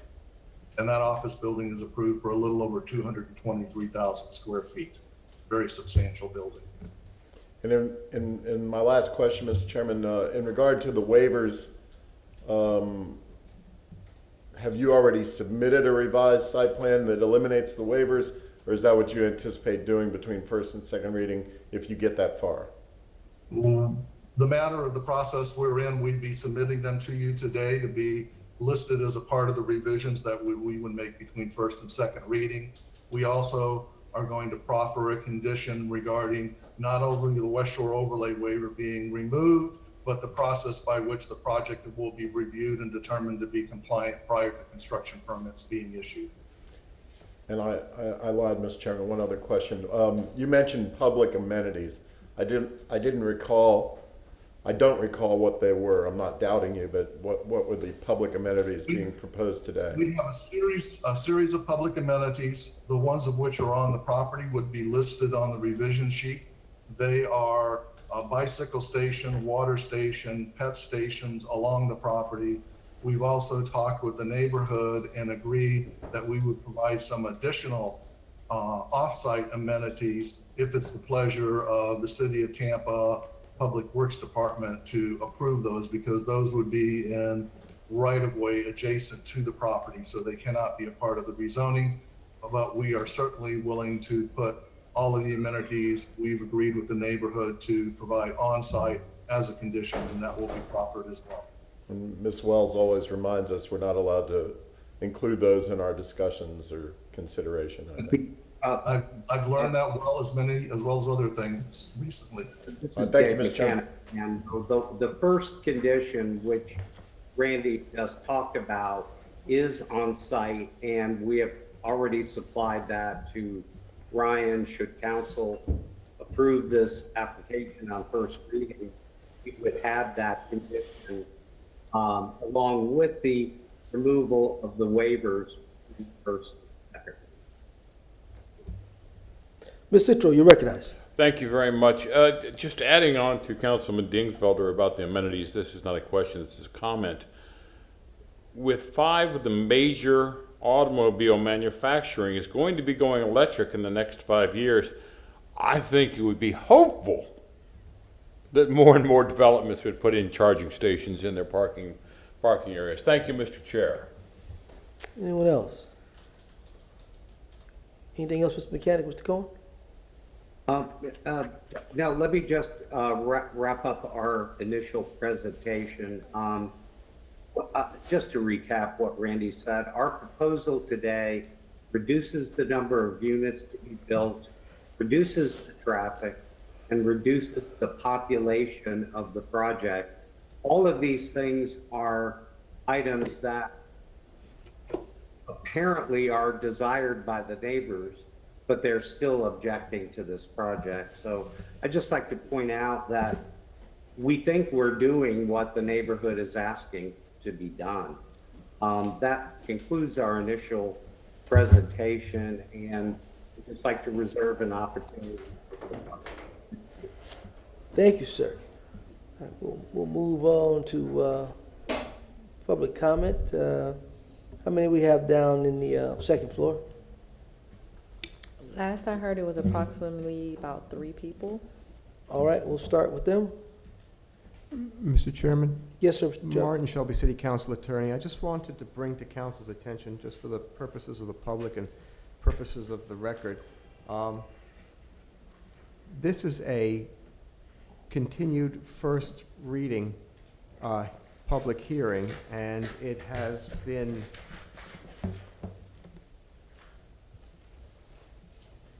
brought to council as a first reading, first on February 11th of 2021, then on March 18th of 2021, and last on April 1st of 2021, and here you are again, still within your first public hearing. So with that in mind, Council, and with the number of people who are registered, I would just ask that if you have spoken previously and have offered testimony previously, that you do not repeat yourself, please, because all of that information is in the record, and also that if you have spoken previously, please do let us know so that Council's aware of that. And finally, that to the degree that you can, to limit your subject and your evidence in support or opposition, whatever your position is, relative to the purpose of the continuance and what's before City Council today for its consideration. And I thank the public for their understanding and their cooperation. Thank you, Mr. Shelby. All right, we have our first person. You swear them in, right? Nobody, we have Does anybody everybody have to downstairs? be sworn in downstairs, or We have have they- anybody downstairs swear anybody in or no? I have not been sworn. Okay, all right, she'll swear you in. I can't see him. Please raise your right hand. Do you swear or affirm that the testimony that you're about to give is the truth and nothing but the truth? I do. Thank you. Good afternoon. My name is Michael Butskas. I'm an attorney with Becker and Polikoff, and I represent Save Beach Park LLC. My partner, Katie Berkey, was here at the prior hearing virtually and spoke to certain points. I want to address a few more points to wrap up in light of today's presentation. But I also wanted to take a brief moment, if it's possible, outside of my time and address that Ms. Berkey was last time she presented her qualifications, but they were then summarily kind of dismissed by counsel for the applicant, and I didn't want her testimony to be disregarded from the standpoint of what her qualifications were as a planner and a board-certified land county government attorney, and wanted to bring that into the record from that respect. In context of today's comments and presentation, we appreciate the fact that the waivers related to the West Shore overlay have been dropped, and we certainly urge that if this is approved, though we are urging denial, that those conditions be made a part of the approval very clearly, and we have an opportunity to look at those and speak to those. The more important parts, I think, really today come down to our concern, previously stated and summarized as dealing with the comprehensive plan, and that the proposal of the applicant really does fail to properly account for and address evacuation rates and shelter capacity as it sits today with a project of this scope and size. And we recognize the scope of the project is smaller. However, it also is a situation where you are bringing into a very confined and limited area all the additional traffic, and people would have to leave with roads that are poor quality and which tend to flood, which is the history here in South Tampa and around Beach Park.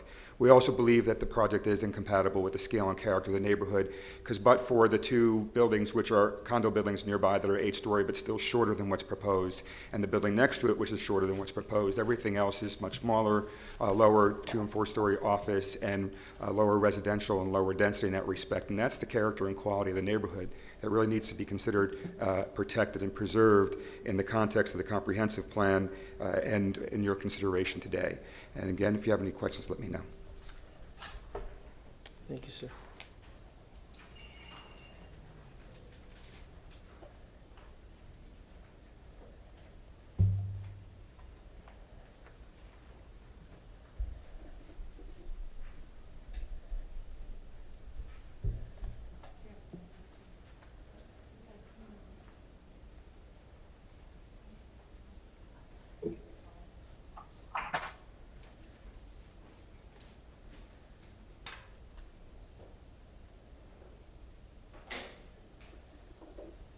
Hi, I believe I need to be sworn in. Please raise your right hand. Do you swear or affirm that the testimony that you're about to give is the truth and nothing but the truth? I do. Thank you. Good afternoon. My name's Paula Perry, and I'm a resident of Beach Park. I appreciate you allowing us to speak today. I am concerned about the development of this. I realize it's already been approved to build some building, but I'm very concerned as a resident regarding the density and the overall height of the building. It does not, it's not compatible with the rest of the neighborhood. I realize this is a area that is adjacent to our neighborhood, but it still is part of it and will participate in our community and our resources. It increases the risk for our emergency evacuation by adding these additional residents in cars or vehicles. While there might be 292 units, they've requested over 1,000 parking spots, so we know those are going to be filled with cars. We already have increased evacuation issues, and we're in a coastal high hazard area, so it just seems like it is not in the best interest of our community or our residents to build something of this magnitude. Other issues include environmental sustainability. The development would strain our existing natural resources and actually could damage some of the natural habitats of the wildlife that is all throughout Beach Park.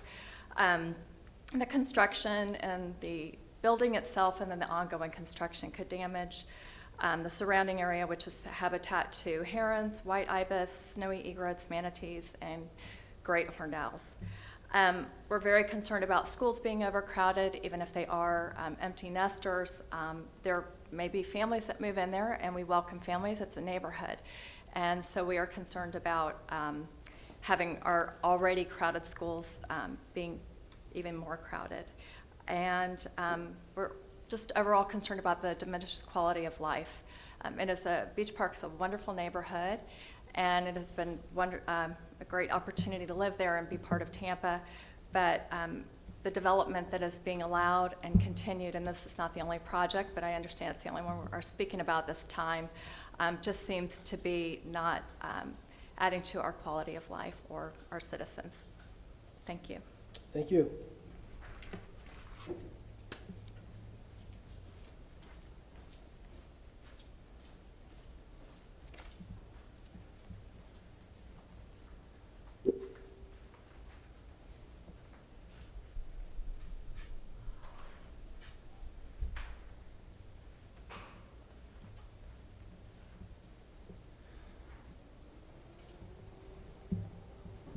Oh? Any more speakers? Second floor?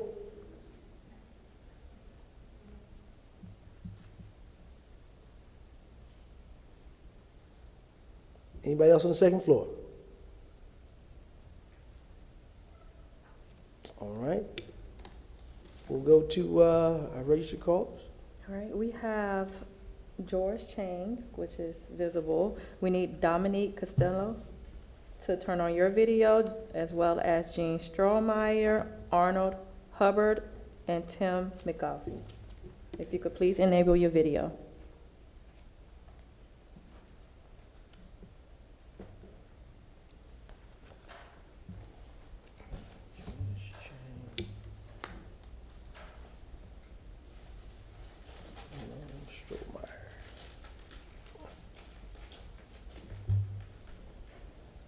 We'll go with these three. All right, swear them in. All right, please raise your right hand. Do you swear or affirm that the testimony that you're about to give is the truth and nothing but the truth? Thank you. And make sure you unmute yourself. All right, George Chang. Yes, thank you for taking the time. I personally have rented at a luxury apartment called the Sky House in Channelside, just a few miles from here. I rented there for approximately 3.5 years before deciding to get out of that and buy a house. I was thinking luxury, no down payment, secured access. It was a great option. But after living there for so long and paying close to $2,400 a month to stay in the penthouse there, I learned that renters have a completely different mindset than homeowners. And many renters, they don't really care about disturbing their neighbors, and they don't really care about their neighborhood because they're mostly transient, and they're just coming in for maybe 6 months to a year, and then they're going somewhere else. So I'll give you a perfect example was paying $2,400 a month, living in the penthouse. A neighbor in the on the other side of just across from me, someone else moved in, and he was also paying $2,400 a month to rent that penthouse. But he was on drugs. They threw parties all the time, and they were just a complete nuisance. 3 or 4 times a week, music will be blasting to about 3 or 4 o'clock in the morning. So these are the types of people that, you know, these luxury apartment buildings attract. Also, you would simply not believe how many drug dealers live in these luxury apartments. I met a handful myself because you want to meet your neighbors, you want to make friends. And I was very surprised to hear that these people that I made friends with were actually drug dealers. You can't tell, but that's an element that these luxury apartments bring into the neighborhood. And not only just the few that I met personally, I heard that there were probably 20 or 30 more at least in the building dealing drugs that I've never met. And it's obvious that it would increase the crime rate, it would increase drugs coming through the area, and it would increase the usage of drugs in that area by maybe the younger generation. Also, I've been an active real estate broker in the state of Florida for over 25 years.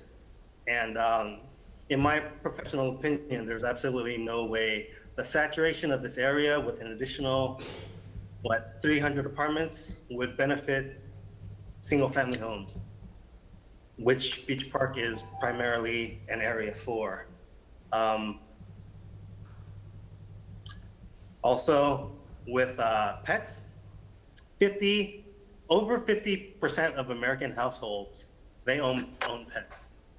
And so, for example, this apartment complex is going to have about 296 units, 292 rental units. Divide that by 2, let's say 156 pets. It's reported 40%. Thank you, sir. Thank you, I'm sir. sorry? Thank you, sir. Are you cutting me off? Yes, sir. You've had your time. Your 3 minutes. Yes, sir. Okay. I didn't know I had 3 minutes. Yes, okay. sir. All right. Thank you. Thank you. We'll hear next from Mr. Dominic Costello. Can you hear me? Yes, sir. Okay, great, thank you. So I just wanted to let you know, I spoke previously at the last meeting in April, and I've come on again to address other issues. You know, I've been a native of South Tampa my whole life, other than when I have to go do my training. And there's a couple issues that are really important for this development. One, and first and foremost, is notification. Nobody in my community, I live on Mariner Street, in the Mariner Townhome, Towers, or in Beach Park knew about this development. It was originally slated to be a commercial building in 2018, and then they've sold the land to Crescent to develop into multifamily. The area in question is a big green space area. Now, the problem with the notifications, we didn't know. If we would have known as citizens, I can tell you we'd be out there in droves and opposing it from the first start. We don't need this kind of development in our area. Now, I can tell you, I represent a lot of people on my street in Mariner. We're not opposed to them developing to residential, but the scope and the size of this is not consistent with the area in question. The 2 large towers there already are condominiums. They're nowhere near that size.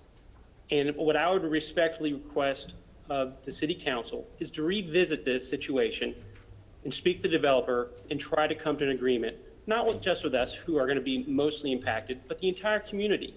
And it has to do with the size. That's a huge building, not to mention losing the green space. And the building next door to it is a commercial building that I would respectfully request you to find out how vacant it is. There are barely any tenants in there. Why not look into possibly renovating that building into multifamily versus keeping a building that's not going to be occupied from a commercial standpoint versus building an entirely new residential tower?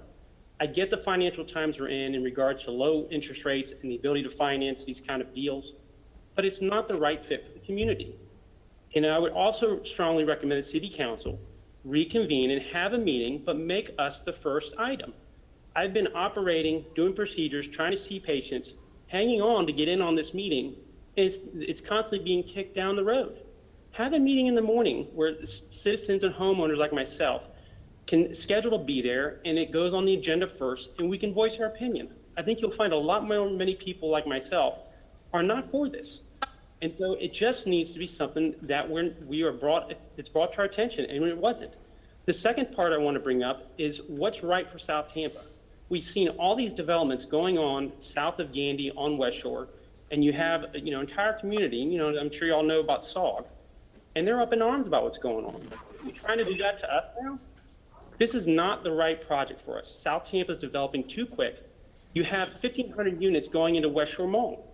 Has that been discussed at all? No.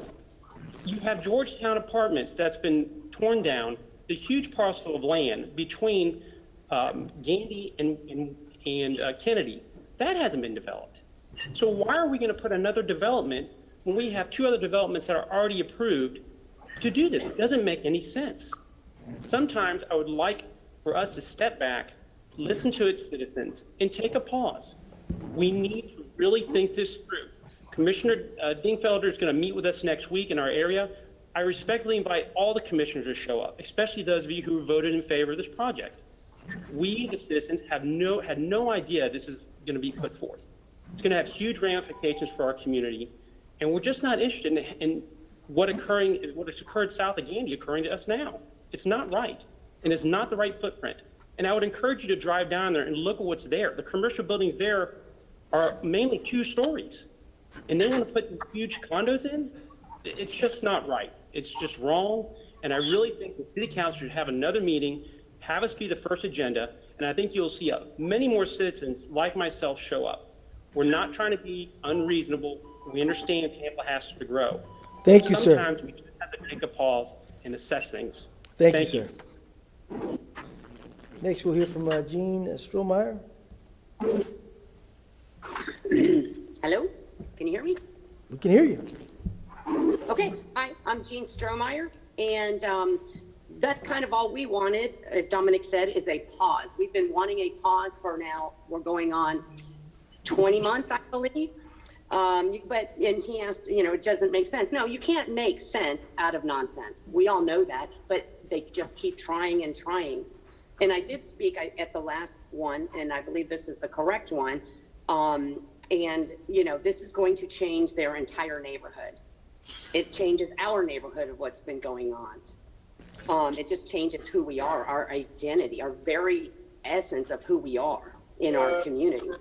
They're building micro apartments and studio apartments. Nobody but young kids are going to live in those for the most part.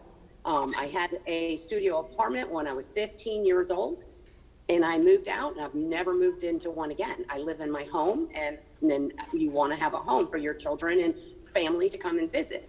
The last meeting, I recall a particular person, Mr. Cohen, made some offensive remarks to our city councilman. It offended him and it offended us too. We heard you did apologize, but I would like to hear an apology to us too, because we citizens heard it, and that was very offensive for you to speak like that in our chambers. And that's all I have to say. Thank you. Thank you. Madam Clerk, what is the next 3? Looks like there's one still there. You hasn't been sworn. Tim? They've been sworn in. Yeah, I have not been sworn yet. Give me one moment. I would like to announce Arnold Hubbard. If you're going to speak, you're going to have to be on a device that you're able to enable your video. Currently, it looks like you're not on a device where you can enable your video. Jennifer Sparks, if you're going to speak, please enable your video, along with Travis Sickle. In the meantime, I'll swear in the 2 that we have. Please raise your right hand. Mr. John Mueller, if you're going to test, thank you. Do you swear or affirm that the testimony that you're about to give is the truth and nothing but the truth? Yes. Thank you. All right, we'll hear from Tim McGauley. Great, thank you. And Ms. Lucas, could I share my screen, please?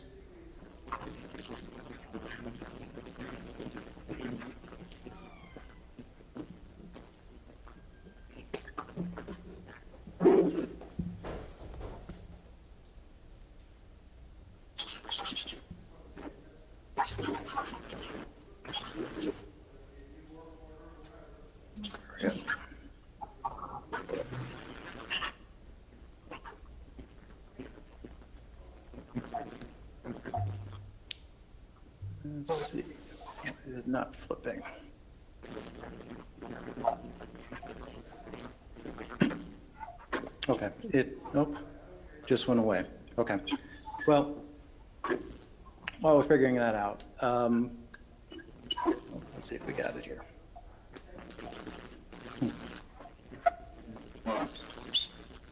Still not. That's all right. I'll refer to a couple things. Hopefully you guys can look them up if I can't share. So my name's Tim McGahey, 211 South Manhattan Avenue. I'm the president of the Beach Park Homeowners Association. As you can probably tell, our neighborhood includes the proposed project. And when I last spoke to you about this project in February, I brought up a number of issues within the municipal code of 27-136. And I also discussed some design issues that were unfriendly to the neighborhood. I just want to point out that all those things are still true. But I'd like to use my limited time to revisit a question that was posited by Councilman Dingfelder in February and by Councilman Carlson in April. And basically, I heard it this again today, which I'll paraphrase. Isn't this better than 500 apartments that was already approved? And the short answer is no. Councilman, the petitioners have helped you create a false equivalence. It is true that the council in 2018 approved a rezoning. The original application was a PD to a PD with the only use as office professional. Along the way, city staff made the suggestion to add alternate uses to the project, and frankly didn't do the neighborhood any favors in the process. So I'll refer you to the memo from Abby Feely dated July 24th, 2018. Is a smart company being offered possible benefits by the city of Tampa at no extra charge. Highwoods, of course, capitalized on the opportunity and added additional uses. It's clear that they fully intended the building to be an office building and not an apartment. You can see that this is even reflected on your current staff report, where it says that the current rezoning is for 2 office buildings. So Highwoods is now presenting an apartment building with Crescent. And as presented, Crescent clearly intends for this to be an apartment building. But this apartment building also has other uses attached. So you're not being asked to approve an apartment building, but also an office building or perhaps a hotel. And the reason I state so firmly that the answer to the question about whether this is better is because deciding between these 2 buildings with those overlapping uses isn't even the question in front of you with this rezoning. This rezoning actually makes it clear that both buildings are options for the site. And so again, I direct your attention to page 2 of the staff report dated February 4th, and you can see that you are being asked to approve both options today with their myriad of uses. So a contrast between what was approved in 2018 versus the intent of 2021 is entirely irrelevant. The applicant has made clear that what is approved matters much more than the intention. So you are actually deciding whether to approve all of these potential outcomes. Therefore, we request the council votes to deny this project for the previously stated inconsistency with the existing uses in the neighborhood, and also issues with the plan development criteria within the municipal code. Thank you. Thank you. Mr. Mueller? Thank you. Can you hear me? Yes, sir. I'm going to modify my remarks because I did speak at the April council's meeting. One thing I want to talk about, if this were an apartment complex or to become an apartment complex, dealing with the traffic, I think everyone in Beach Park who commutes to work for a living understands the traffic dilemma that everyone faces. One thing that I don't think this project has broached is what happens to weekend traffic. People who commute to work in Beach Park often do all their chores and necessary things on the weekends, and they'll be competing for road space and resources such as Publix down the street with all the occupants of this new proposed apartment building. If it were, as I think Tim is kind of intimating, that if it were an office building, granted, you might still have the same traffic dilemma. However, you wouldn't be competing with people for resources and things to do on the weekend. And so I just wanted to bring that up as a topic, and without saying I'm opposed to this project. Thank you. Thank you.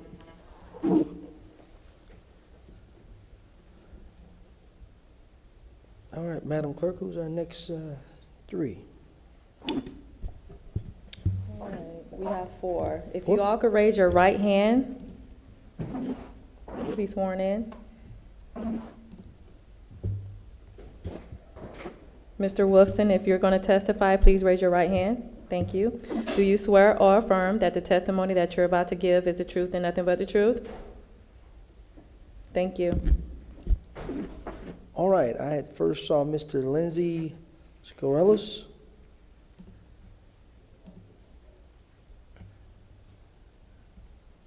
Hello, my name is Dante Scorellis. Lindsay's my wife, and she signed us up to speak today. So thank you for the time, council.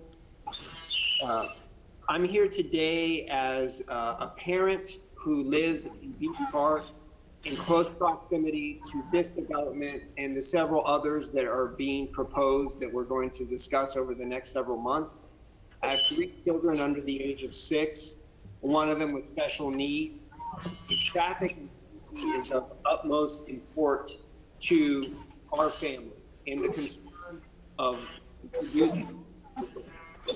I'm sorry, there's some feedback with somebody. Maybe everybody else can mute themselves while Mr. Scorellis is speaking. Thank you. And the impact of the increase in traffic absolutely provides a safety concern for us and other young families in the Beach Park community. And to that end, you know, history provides us with a great deal of information. I'm a local attorney, have been for the past 17 years.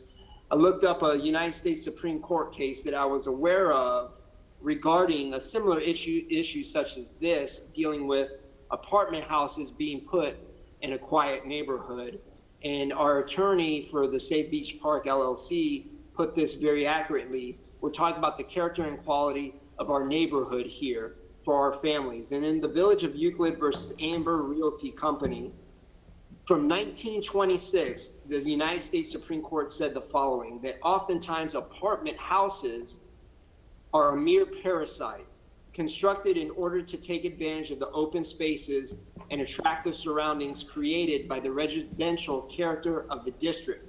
Moreover, the coming of one apartment house is followed by others, interfering by their height and bulk with the free circulation of air, monopolizing the rays of the sun, which otherwise would fall upon the smaller homes, and bringing disturbing noises, increase in traffic, business, occupation by means of moving and parked automobiles on large portions of the streets, parking complexes, thus distracting from the safety and depriving the children of the privilege of quiet and open spaces for play enjoyed by those in more favored localities, until finally the residential character of the neighborhood and its desirability as a place of detached residences are utterly destroyed. Under these circumstances, apartment houses, which in a different environment would not be unobjectionable and could be desirable, come very near to being a nuisance. And that's what we're talking about here, that this proposed apartment complex, regardless if it's 292 units, 546 units, or 150 units, is an objectionable nuisance to the character and quality of the family neighborhood. Thank you, sir. Look back at the United States Supreme Court. The City Council has the authority. Thank you, sir. Thank you. All right, Stephanie Pointer.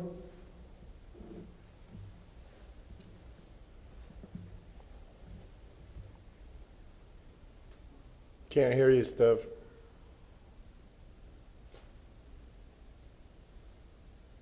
Good afternoon. Can you hear me? Good afternoon. Okay. Pardon me if I don't kiss Mr. Cohen and Mr. Mechanic for building a smaller apartment complex than they possibly could.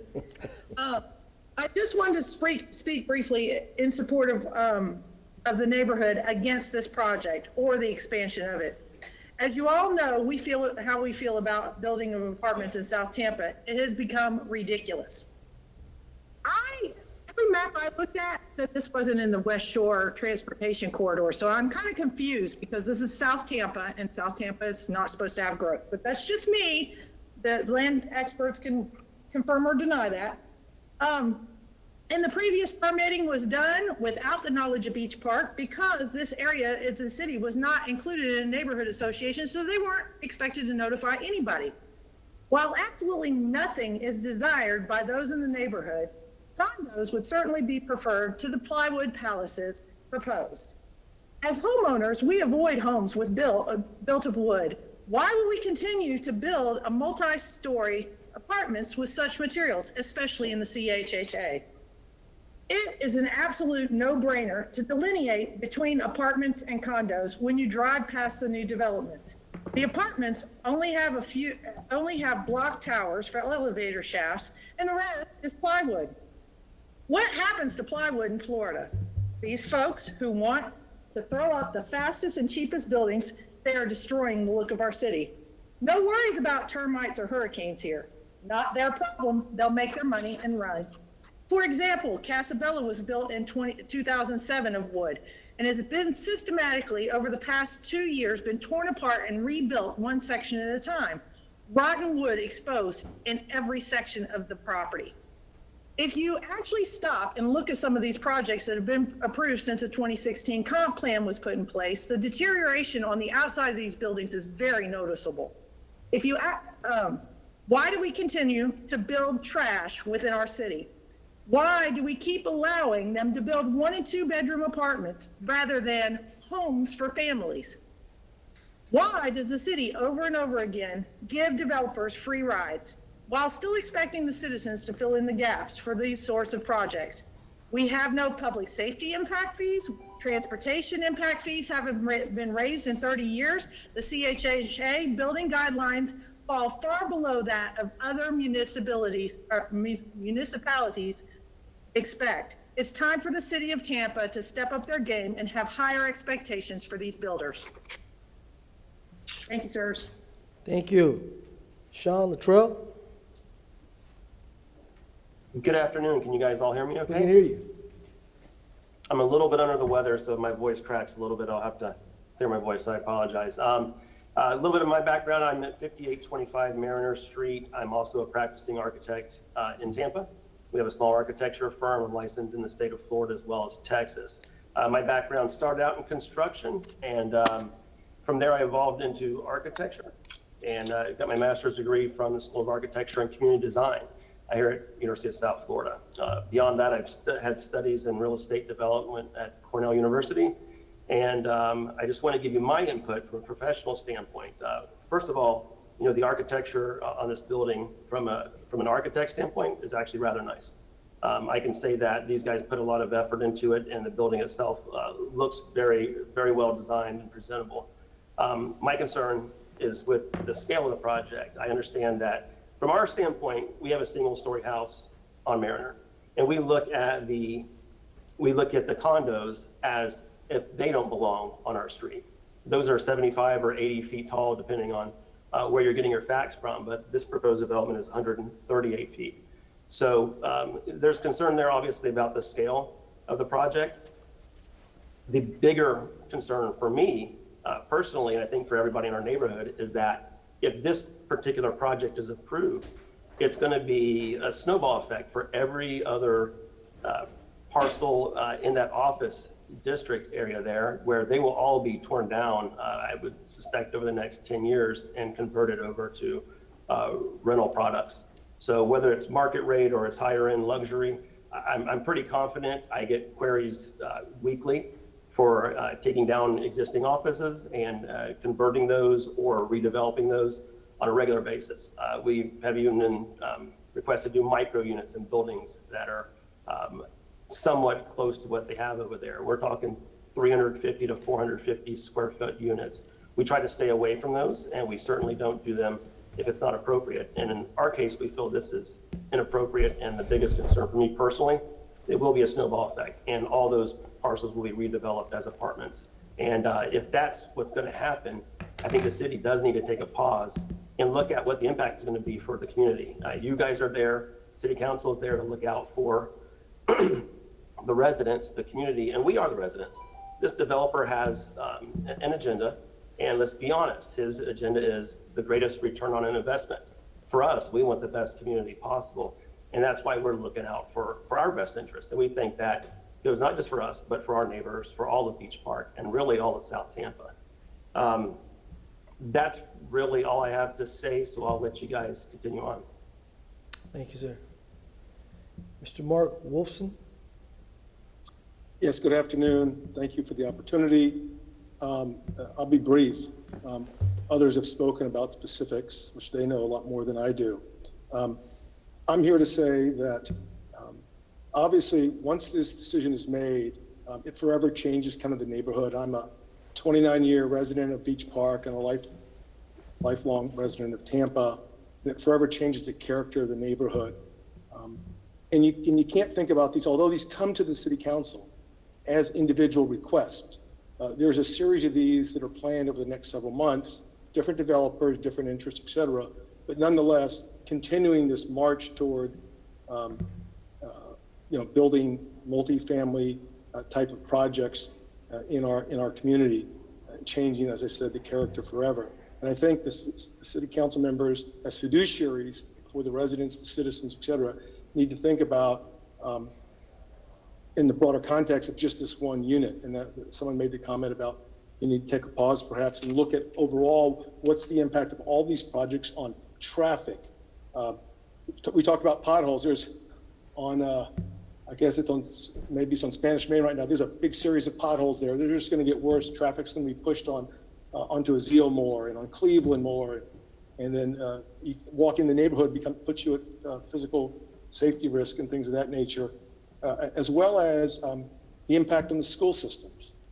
More people means, how's that going to affect people's school systems? People came to Beach Park to be in certain school systems, and what's the impact they're going to be? And so the bottom line is you got to think about these projects in the larger picture, not just focus on the one request that's before you, although the developer has the right to make that request, but you also have the right to say no, or no but, or et cetera. Thank you. All right, we have next. All right, Chair, we have Arnold Hubbard and Travis Sickle who are having trouble enabling their video, and Jennifer Sparks has yet to enable her video. Other than that, no one else has logged on to this meeting, and that concludes our public comment. All right, so we say Mr. Hubbard cannot get on, correct? Mr. Chairman. All right, Mr. Dingfelder. Hello. Yeah, before we get into rebuttal, I did have a question for staff, and Mr. Shelby likes that sequence. If, Mr. Chairman, and Mr. Dingfelder, if you can just, if that concludes public comment, is that correct, Mr. Chairman? That's concluding public comment, correct, Deputy Clerk? I would ask council, City Council to hear from Ms. Wells. I believe she wants to address council relative to public comment. That is correct, Deputy Clerk? No more? Correct, because you have to enable your video in order to speak. Okay, we'll move on to Attorney Kate Wells. Thank you, Mr. Chairman, members of council. For the record, Kate Wells, Chief Assistant City Attorney. I wanted to briefly address some of the comments that were made during public comment, as some of the comments were speculative and thus would not constitute competent substantial evidence. But by no means am I going through every comment. But just briefly, there was discussion with regard to the type of individual that owns a condominium or a home versus the type of person that would rent an apartment complex or an apartment unit.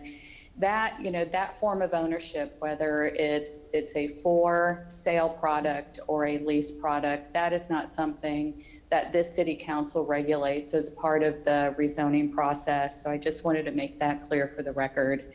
There was speculation about luxury apartments being used by drug dealers and that drug usage would increase. And while that may have been the speaker's experience when he leased a unit at Sky House, to suggest that that same experience would translate to this project is again speculative and not competent and substantial evidence. Also discussion about pet ownership, again, not something that comes into play when this city council considers an application for rezoning to a PD site plan. There was also discussion about construction methods and materials. Again, not relevant at this point in your review. And then there was also speculation about the future conversion of office buildings to micro units. Speculative testimony does not constitute competent substantial evidence. So just wanted to get that on the record for you, and I'm available to answer any questions. Thank you. Thank you. Ms. Dingfelder, you had a question, sir? I did. Thank you, Ms. Wells, for those clarifications. Is Ryan still with us? Yeah, there he is. Mr. Manasse, there was a comment made about the staff report, and I went back and looked at the staff report. I think this is the current staff report. Under summary of request, in the bottom of that first paragraph, it says the subject property was rezoned in 2018, file REZ 18-84, to allow for 2 7-story office towers, building height 115, and a 7-story parking garage, building height 106. And then you go on to talk about other issues. There was an assertion during public comment that that's all that's been approved is the office towers, not the 540 units and or 450 units of residential that Mr. Cohn was speaking about earlier. And so I think that's an important question and that needs clarification from you as best you can. Thank you, sir. Yes, and I see what you're reading there.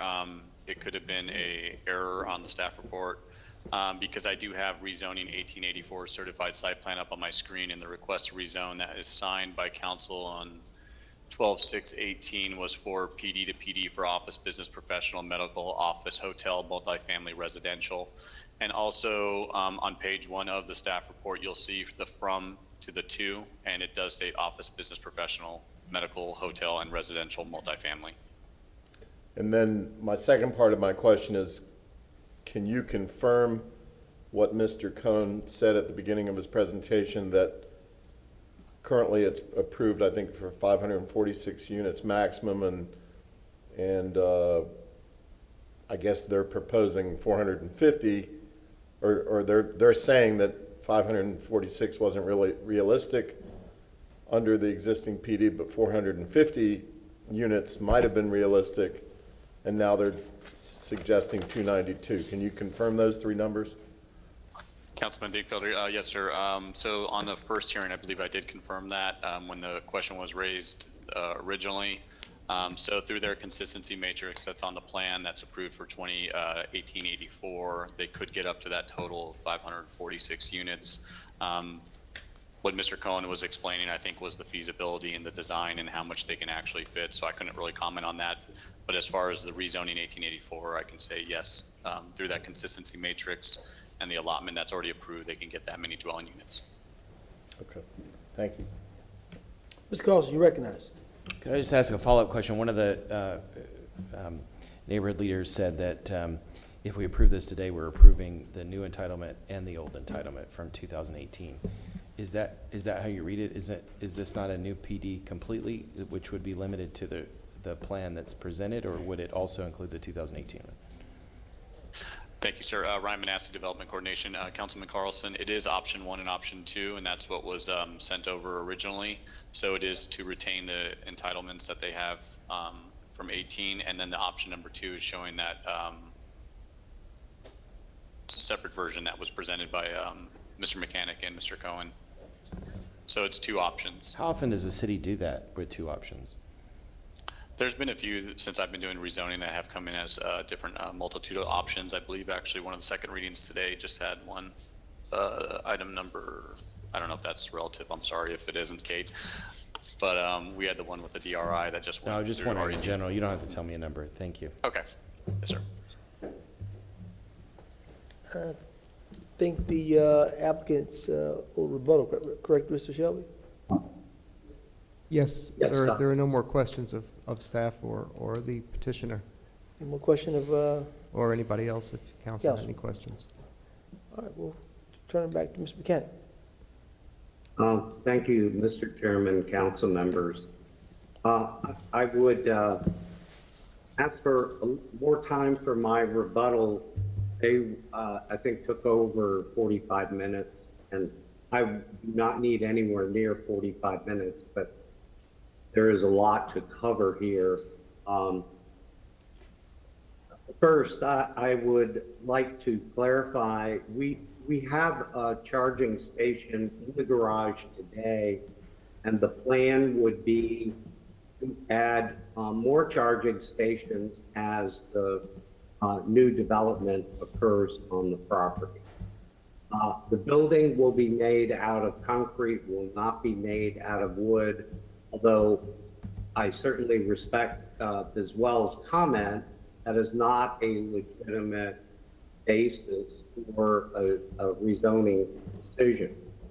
Similarly, the characterization of renters as being criminals and undesirables, I guess, is sort of pervades almost all the comments, and clearly, and even as back as the 1925 or 26 decision of Euclid versus Ambler Realty, would not condone the idea that you can prevent a housing type because of the character of the residents who will occupy that housing. And my goodness, since the city is one of the top priorities of the city is to create more affordable housing, how on earth would you possibly achieve that goal if you didn't allow for rental property? The whole premise of these objections is really inappropriate, and I think, and I hope council will recognize those comments for what they're worth. I would note there have been several comments about the height of the building. The proposed height is 9 stories. We are adjacent to 2 8-story condominium towers. Your staff found that the height was compatible with those 2 buildings and with the character of the neighborhood. There is an almost imperceptible difference in the height between our proposed building and those condominium towers. There was a whole lot of talk about traffic. Any way you look at it, we are reducing the amount of traffic from what is currently approved on the property. I would like to also note that Beach Park Association was active back in 2006-18, would have received the notice that goes to associations. We mail a notice to every association that is directed by the city. We also notified every property owner within 250 feet. So the idea that someone didn't get notice is totally inappropriate. I was involved in that rezoning, and we handled all of the notice, which also, by the way, include a sign, 2 or 3 signs on the property. So even if you hadn't gotten the mail notice, you would have driven by the property if you live in that neighborhood and would have seen the sign on that property.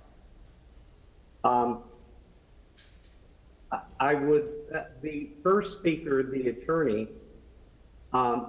suggested that I had somehow attacked the credentials of her partner who spoke at the earlier hearing. I didn't attack her credentials. I attacked the accuracy of her statement. He said that there was inadequate capacity in the school district, and I produced a letter from the school district indicating that there was adequate capacity. So I was refuting her statements factually, not her qualifications. Similarly, he claimed that we failed to meet our burden of proof in regard to the rezoning because we had not demonstrated compliance with the Florida Building Code. I made the rebuttal comment that we are not required to submit construction plans during the rezoning application, so that the idea of our having to prove our compliance with the Florida Building Code is inappropriate as part of a rezoning application. With that, I would just ask either my client or Mr. Cohen if you have additional rebuttal points. And, oh, my client did ask me to mention, we are proposing to have LEED certification for the proposed multifamily. This is Randy Cohen. I'll simply add, there was comments made that the existing building was virtually empty. That office building is 94% leased and occupied. However, we're still dealing with COVID. We're still dealing with folks not necessarily coming to the office, but that office building is 94% leased at this time. Thank you. Thank you, sir. We're happy to answer any questions you have. Thank you. Mr. Carlson, you're recognized, and we'll go to Mr. Biera. Mr. Mechanic, we are often presented with situations where the community doesn't want something, but then the law and the competent substantial evidence says that we have to prove it anyway, or sometimes we have difficult choices. Sometimes after we've rejected something, a developer goes back to what they're already entitled to do. And many times the community is even more upset with that option. In fact, there's one near my house where they're upset about the option of what they were entitled to do already that we didn't reject. And so that's all leading to a decision was made in 2018. That was the big decision about housing in this area. And most of the neighborhood leaders who I know some of them, and you know, I feel empathy for them because I was a neighborhood leader too, but that big decision was made in 2018. If we have to look at that versus what we have today, what you're proposing today, this seems to be better for the neighborhood, even though they don't want that either, but we may not be able to reject that. But the problem I have is now, maybe I missed it in your presentation, but I didn't understand that we're approving two proposals. Is it possible that your client would only enable us to approve the one PD today and not reinforce the 2018 one? Because I'd like not to vote on the 2018 decision if I don't have to. Mr. Carlson, the problem is Highwoods, which owns the property, and that despite what somebody said, it has not been sold to Crescent. Highwoods is not a multifamily developer. Highwoods is an office developer. And so the agreement between Crescent and Highwood involves the fact that if this zoning were approved, Crescent will go forward and buy the property and build the 292 unit plan that we are presenting to you today. The problem, the legal problem in connection with a transaction like this, and this is very common, if there was, between the time this property were to be rezoned, assuming council approves it, and the time of closing where Crescent would be obligated to close, if, for example, the market crashed in between those two dates and Crescent didn't buy the property for whatever that reason might be, Highwoods does not want to be left with only the ability to build a multifamily building. Mr. Mechanic. Multifamily build business. So Mr. Mechanic, sorry, if I could just ask a follow-up and then I'll leave this alone. Is it, and pardon my ignorance to any of the attorneys listening, but is it possible to set that contingency in there so that the 2018 one doesn't go in perpetuity, that we would just say that it's contingent on the deal, or it's contingent for a certain pallet time or something like that, instead of just approving both going forward? I think I would have to defer to Ms. Wells, but I don't think you can put a condition that would effectuate change in the zoning depending on what happens between two private parties. I mean, I just can't conceive of that being a legal mechanism for you to do.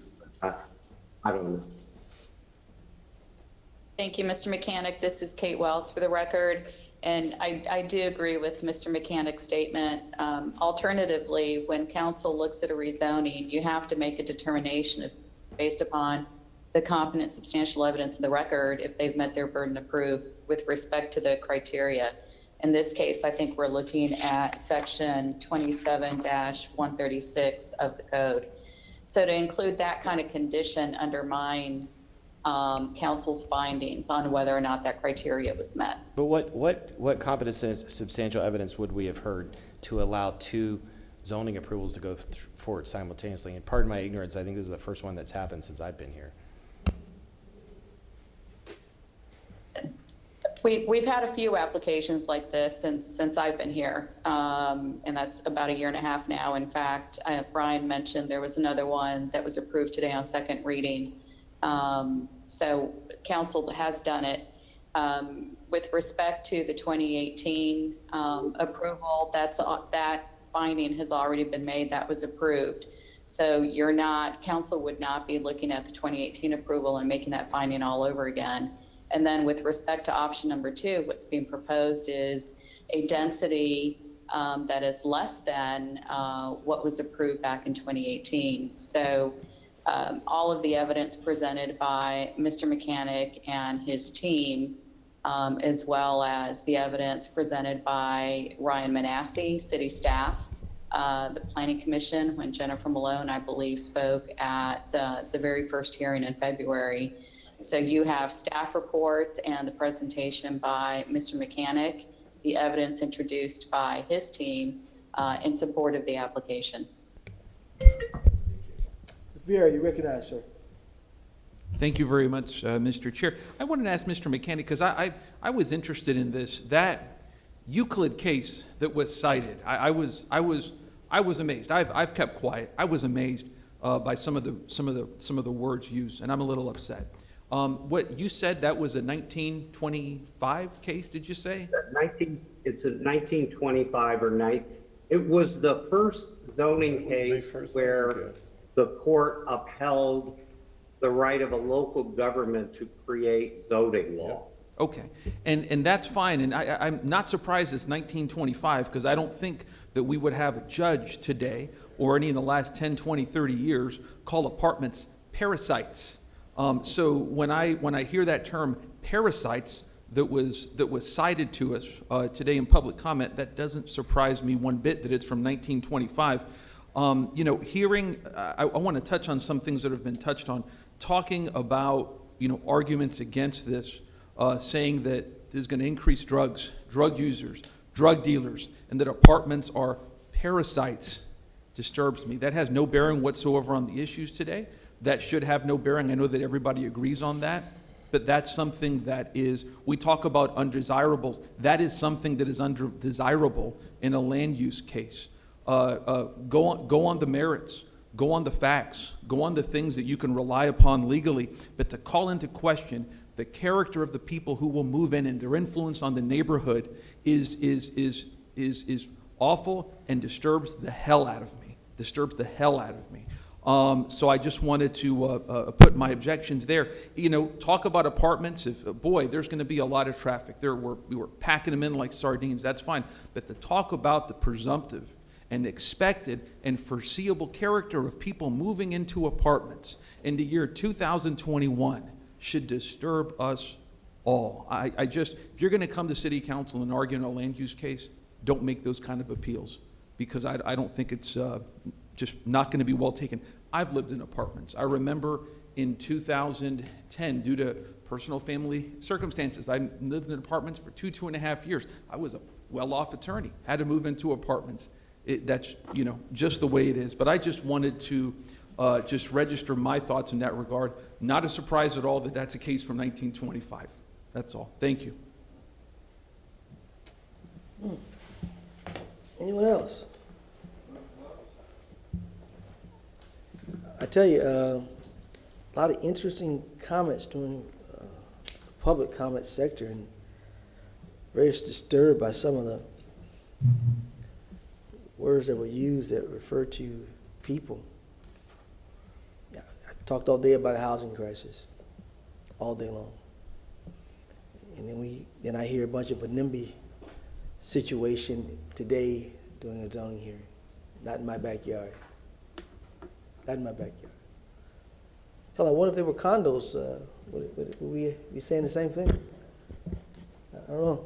It's just strange that this day and age that we're worried about those type of issues. It's just a strange thing. We need to bring it in for a landing because I'm tired now. So we need to move on. It's just, Mr. Dingfelder, you reckon? Yeah, I don't know if Mr. Shelby wants to hear these comments before we close or after we close. But Well, let me ask you this. Is there anything that you need to ask of staff? Okay. No. Is there, so it's going to be part of a deliberation? Is that what you're asking? Because I guess my request would be to have Mr. Mechanic have the last word before you close the hearing, and then either discuss it or put a motion on the floor and then discuss it, however council wishes to proceed. But if there's anything, Mr. Mechanic, that he would wish to add, now I believe would be the time before you close the hearing. Unless you think that it would generate discussion which may then cause the hearing to be reopened. Either way, Mr. Councilmember Dingfelder, your call on this. Let me just speak to a couple of things. For one, council, we hear cases, you know, how many cases every week, every other week, you know, 10, 15 cases. And it's up to us to filter out the, as Ms. Wells said, the irrelevant stuff. And we all know, you know, what's relevant, what's not relevant. And Ms. Wells wants to instruct us in that for the record, which is important. So I've filtered out the silly stuff, you know, drug use and some of that other NIMBY things like that. It's with all due respect to the gentleman who said it, it's neither here nor there. But what is real in that neighborhood is traffic. I think Mr. Miranda, you used to represent that district for many years. Mr. Maniscalco represents that district. Mr. Carlson sort of represents that district because everybody thinks that when you're the South Tampa representative, you represent everybody south of Kennedy. And I used to as well. Mr. Citros citywide, so he represents that district. So we all know that traffic is a big concern in that little pocket. It's a strange little pocket over there at the corner of West Shore and Kennedy. That is a very real concern. So another comment that jumped out at me during this deliberation or during this discussion was one of the gentlemen said, "Council, you have a choice." Well, I would agree that in virtually every single case we hear, we have a choice. But in this case, what comes to mind is we have a Hobson's choice. And I just Googled it up to make sure that I was using that word correctly, but the Hobson's choice is no choice at all. Because that's what I think we're faced with, sadly enough. And let me address one other thing that I want to make abundantly clear to this neighborhood and everybody who's been speaking, is that every single one of these rezonings stands on its own merits. And we are advised by that, by legal counsel, week in and week out, that, they said, well, this is just the first of several that might be coming down the pike. That doesn't matter, okay, because each one of these cases stands on its own. And I am very sad to say that I'm faced with a Hobson's choice, that I have no choice at all but to support this. And I said it at the very first hearing. They were approved in 2018 for 546 units. And if they're denied today, then their fallback position is to go build the 546 units, or generously reduced perhaps by Mr. Cohen to 450 units. Why would it make sense for council to reject a 290 unit project, residential project, which effectively would either force them to A, sue us, and in my opinion, probably win, because they're not asking for any waivers, so it's very difficult to us to win these non-waiver cases. Why would we ask them to do that, to go from 450 units, or from 292 units to 450 units? That's almost twice the amount of traffic. And to me, that's what matters. That's what matters. I'm extremely personally familiar with the Mariner area, with the Mariner neighborhood. I know what the issues are. But in this case, the 2018 City Council, for whatever reason, whether or not the notice was right or wrong, we can't go back and revisit that. Those statute of limitations and those issues have already run several years ago. So all we can do is assume that there was proper notice, and unfortunately, for whatever reason, if the neighborhood wasn't able to turn out back in 2018, I'm sorry, I wasn't here in 2018. But the bottom line was this larger project was approved in 2018, and that's where we are today.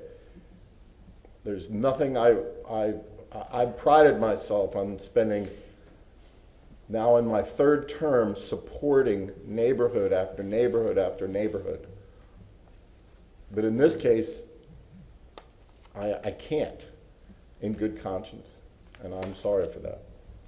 Mr. Wren, you recognize it. We're going to bring it in for Landon Jones. Thank you, Mr. Chairman. I really appreciate it. Along with the statements that Mr. Dingfelder made, and I used to say all the time when I was chairperson, 50% of you that come to those meetings are going to leave not too happy with the decision this council or any council made in the past. If you come back again, the other ones that were for it are going to be against you. So if the same individuals come before us, all of them are going to be against us. And you have to base your decision on what you heard on this side, relevant to the laws that are applicable at the time that you make a decision. For instance, one side said about construction material, the other side said it's going to be construction of concrete. The height of one story on the other side to the southern part of this area is a 9-foot condo tower. Two 8-story condo towers. On this side, they want a 9-story, I should say. Then you go to notice, one side says improper notice, the other side says all the notices were made to everyone that we had within 250 feet, including the homeowners association. Another one says the schools are not adequately able to support their population. And there's letters, and I think I read them, saying that they have adequate availability space for what's coming. Another one says the building codes. We don't handle building codes. That's the building department that handles those building codes, not us. And on and on and on and on and on. So they were all sworn in. So who's telling what at what time? One goes back to 1925, the other side goes back to 1925. So it's not about whether you want to vote for something because you like it or not. It's not who serves that district. It's not who serves, because in essence, there are 4 individuals of this council that serves that district. 4. There's also 4 individuals in this council that serves every district, 4, 5, 6, and 7. So no one's alone. Everyone has to vote. Everyone has to pass the judgment of what he feels. I was going to say he and she, but I look around, they're all he's. So what he's thinking is right according to the law. Does it meet the criteria of the basics of the law? Does it meet the standard? Does it meet all the requirements? And it's difficult to be a representative and understand that that's the same public who elected you to office, but then you have to look at what is the right thing to do based on what you've heard, not what you feel, what you've heard.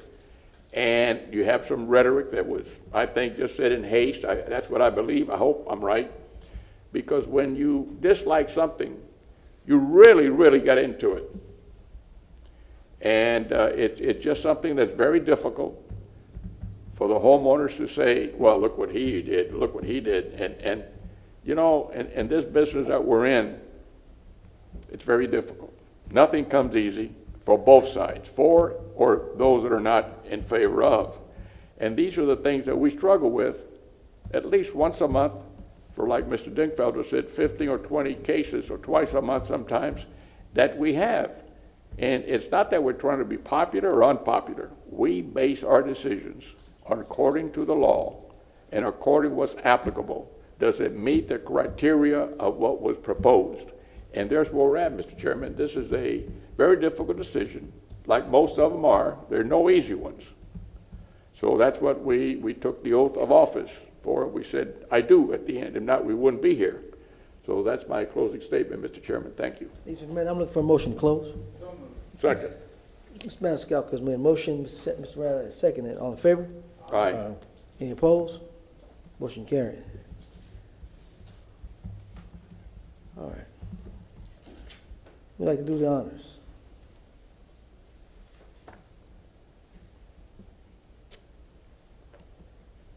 Anybody like to do the honors? Ms. Vieira, you read the ordinance, please.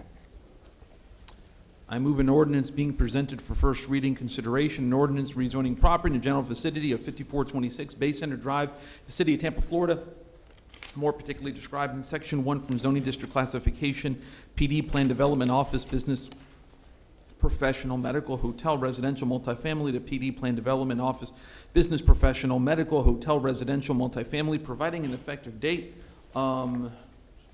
I find that the applicant has met its burden of proof to provide competent substantial evidence that the development is conditioned and shown on the site plan is consistent with the comprehensive plan and city code, and I find that the requested, there are no waivers. And there you go. Ms. Vieira has made a motion. Any second? Any second? I'll second it. Mr. Carlson has seconded. Roll call. Mr. Shelby, you're recognized, sir. If I can inquire of Mr. Manassi, is there anything that needs to be made as part of the record in order to ensure that it comes back as it's intended at second reading? I would state there were in the previous continuances, the proposed additional conditions for the water fountain, the bicycle repair station, the filler station, the 2 bicycle racks, the 3 pet waste stations, to include the modifications that are required in the staff report and the PowerPoint as presented on the first reading, as well as the modifications that Mr. Mechanic and Mr. Cohen has stated today with removing the waivers as it relates to the proposed revisions from the last continuance, removing those waivers. And there is no revision sheet then involved in this matter? There is a revision sheet. It was supplied in the staff report as well as the PowerPoint presentation with the revised site data table. And that would be modified by the representations made by Mr. Mechanic? That's correct. Thank you. Thank you, sir. Thank you, sir. Mr. Vieira has motioned, I believe with Mr. Carlson, second. And that's with the revision sheets. No waivers. No waivers. Roll call. Maniscalco, Reluctant, yes. Carlson, Yes. Citro, Yes. Miranda, Yes. Vieira, Yes. Dingfelder, Sadly, yes. and Goods. Sadly, yes. Motion carried unanimously. Second reading and adoption will be held on July 15, 2021 at 9:30 a.m. Mr. Chair, if I may, I need to leave to pick up my son. I wanted to wait until, If you have nothing, sir, you're free to leave. I have 28 motions, but we'll wait. Thank you, sir. Thank you, everybody. Have a good day, everybody. Thank you. All right, Mr. Maniscalco, sir. Just a general comment, since we discussed the CIT and the budget and all that's coming up, the budget specifically. You know, we just have to focus on quality of life and public safety issues, and everybody said everything. Councilman Vieira talked about fire rescue and the lack of service that's needed. We talked about roads and sidewalks and everything, and I just want to say that, you know, specific requests by council members when the time comes during the public hearing or whatever you do, know that you have my support. You know, we're all out there in the community listening to what people want, and it's all about, you know, the infrastructure, investments in our community that are much needed. And if we have a little bit of a windfall, some money coming in from the federal level and whatnot, invest that wisely. It's not about, you know, Councilman Vieira said it, needs and wants. We have to focus on those needs. That's all I have to say. Thank you, sir. Mr. Carlson, sir. Yeah, just following on discussion we had way earlier today, Mr. Chair, you suggested maybe I make a motion. I wrote a motion. This is regarding the nonprofits that are related to the city. So I'll throw this out and see if you all will accept it.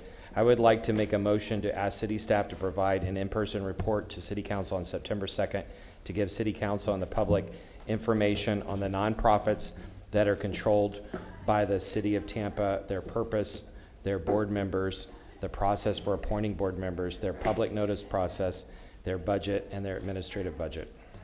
Motion by Mr. Carlson, I'm second. Second. So, Mr. Citro, all in favor? Aye. Any opposed? Anything else, sir? Yeah, just quickly, I mentioned the EDC regularly, and you brought it up. Just so everybody knows, I've been having a lot of behind-the-scenes conversations about this. You all are going to be lobbied heavily. You all approved their budget 2 years ago, almost 2 years ago. It's coming up, I think, in August, and so you're going to be lobbied heavily over the next few months to support a renewal of that budget.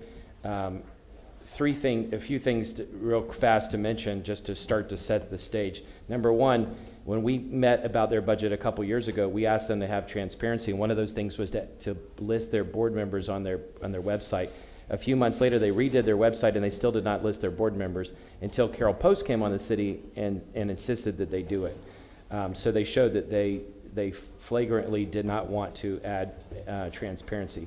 Second, it's well known in the business community that it's an insider group. The cities that are successful have open processes, and we saw the presentation that the Conies gave on St. Petersburg.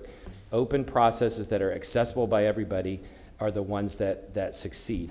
If you talk to the business community, for every one person that's on the executive committee, there are 2 or 3 very powerful leaders in the business community who want a different structure. This structure and this process does not work. The EDC can continue, but the question is whether the city should put $500,000 in and whether the county should put $500,000 in. The next point is that their model is old school. You talk about bringing businesses to East Tampa. That's the model from the 1980s. It's a gentrification model. It's a model that assumes that the people in East Tampa and other parts of the city cannot develop their own businesses and build up their own infrastructure, that somebody from the outside has to come in and build some big box development. Those kinds of projects are coming at Florida like crazy. I'm very involved in economic development at the state level.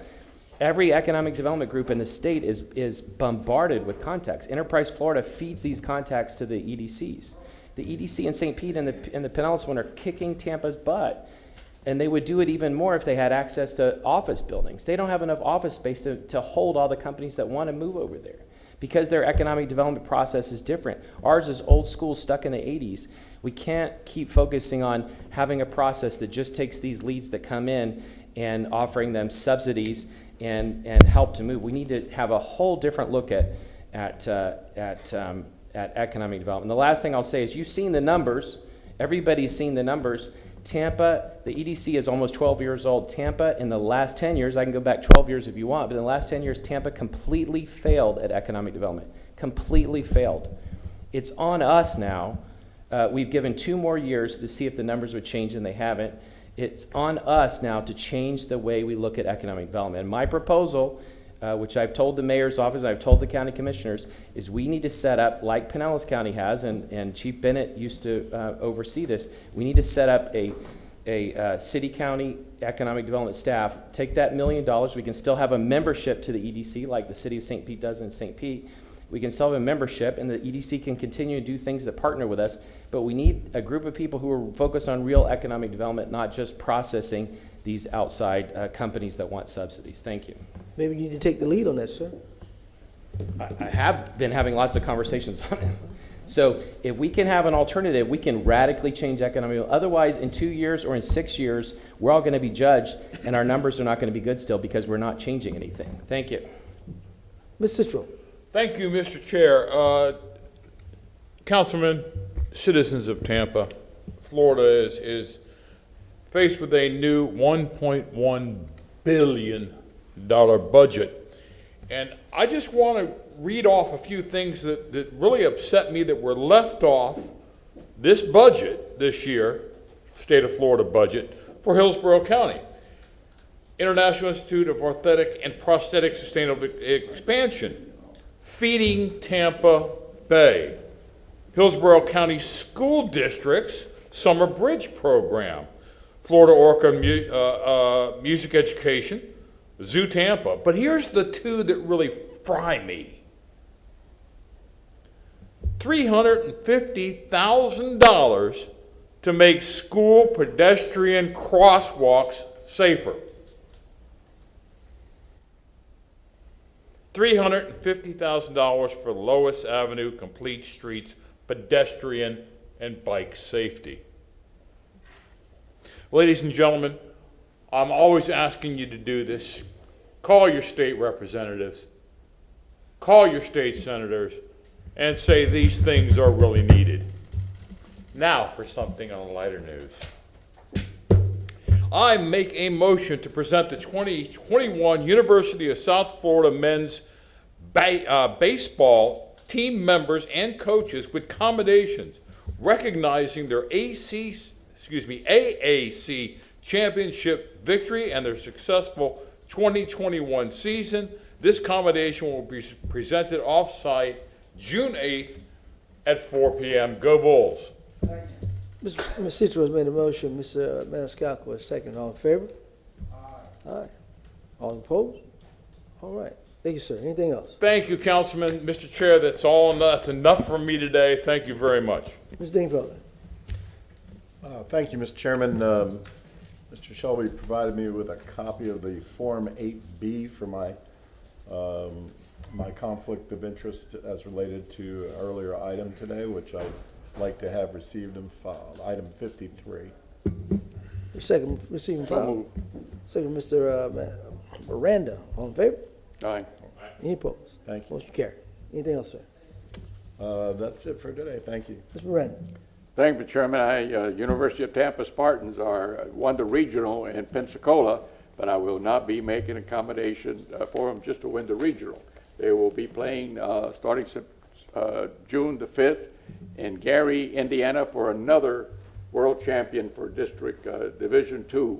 And the amount of players that have gone there to do better, it's really unbelievable. And I want to thank the whole coaching staff, especially the manager, Joe Urso, and the pitching and assistant manager of the club, Sammy Militello. Anything else, sir? That's it, sir. Gentlemen, we talked about a lot of young people today, athletics, but I don't recall this council recognizing Robinson High School. I think they've won their 6th Florida High School Activity Association flag football championship. We didn't know it. So I know they were over here last week with the mayor, but this council needs to recognize them. Mr. Dingfelder, before the gavel, I'd like to make a motion in reference to that. If you want to. Let's make a motion to recognize the Robinson High School flag football tonight's football team. That was resource officer. Mr. Dingfelder worked there as well. Accommodation, and we'll get a date forthcoming in reference to recognize them.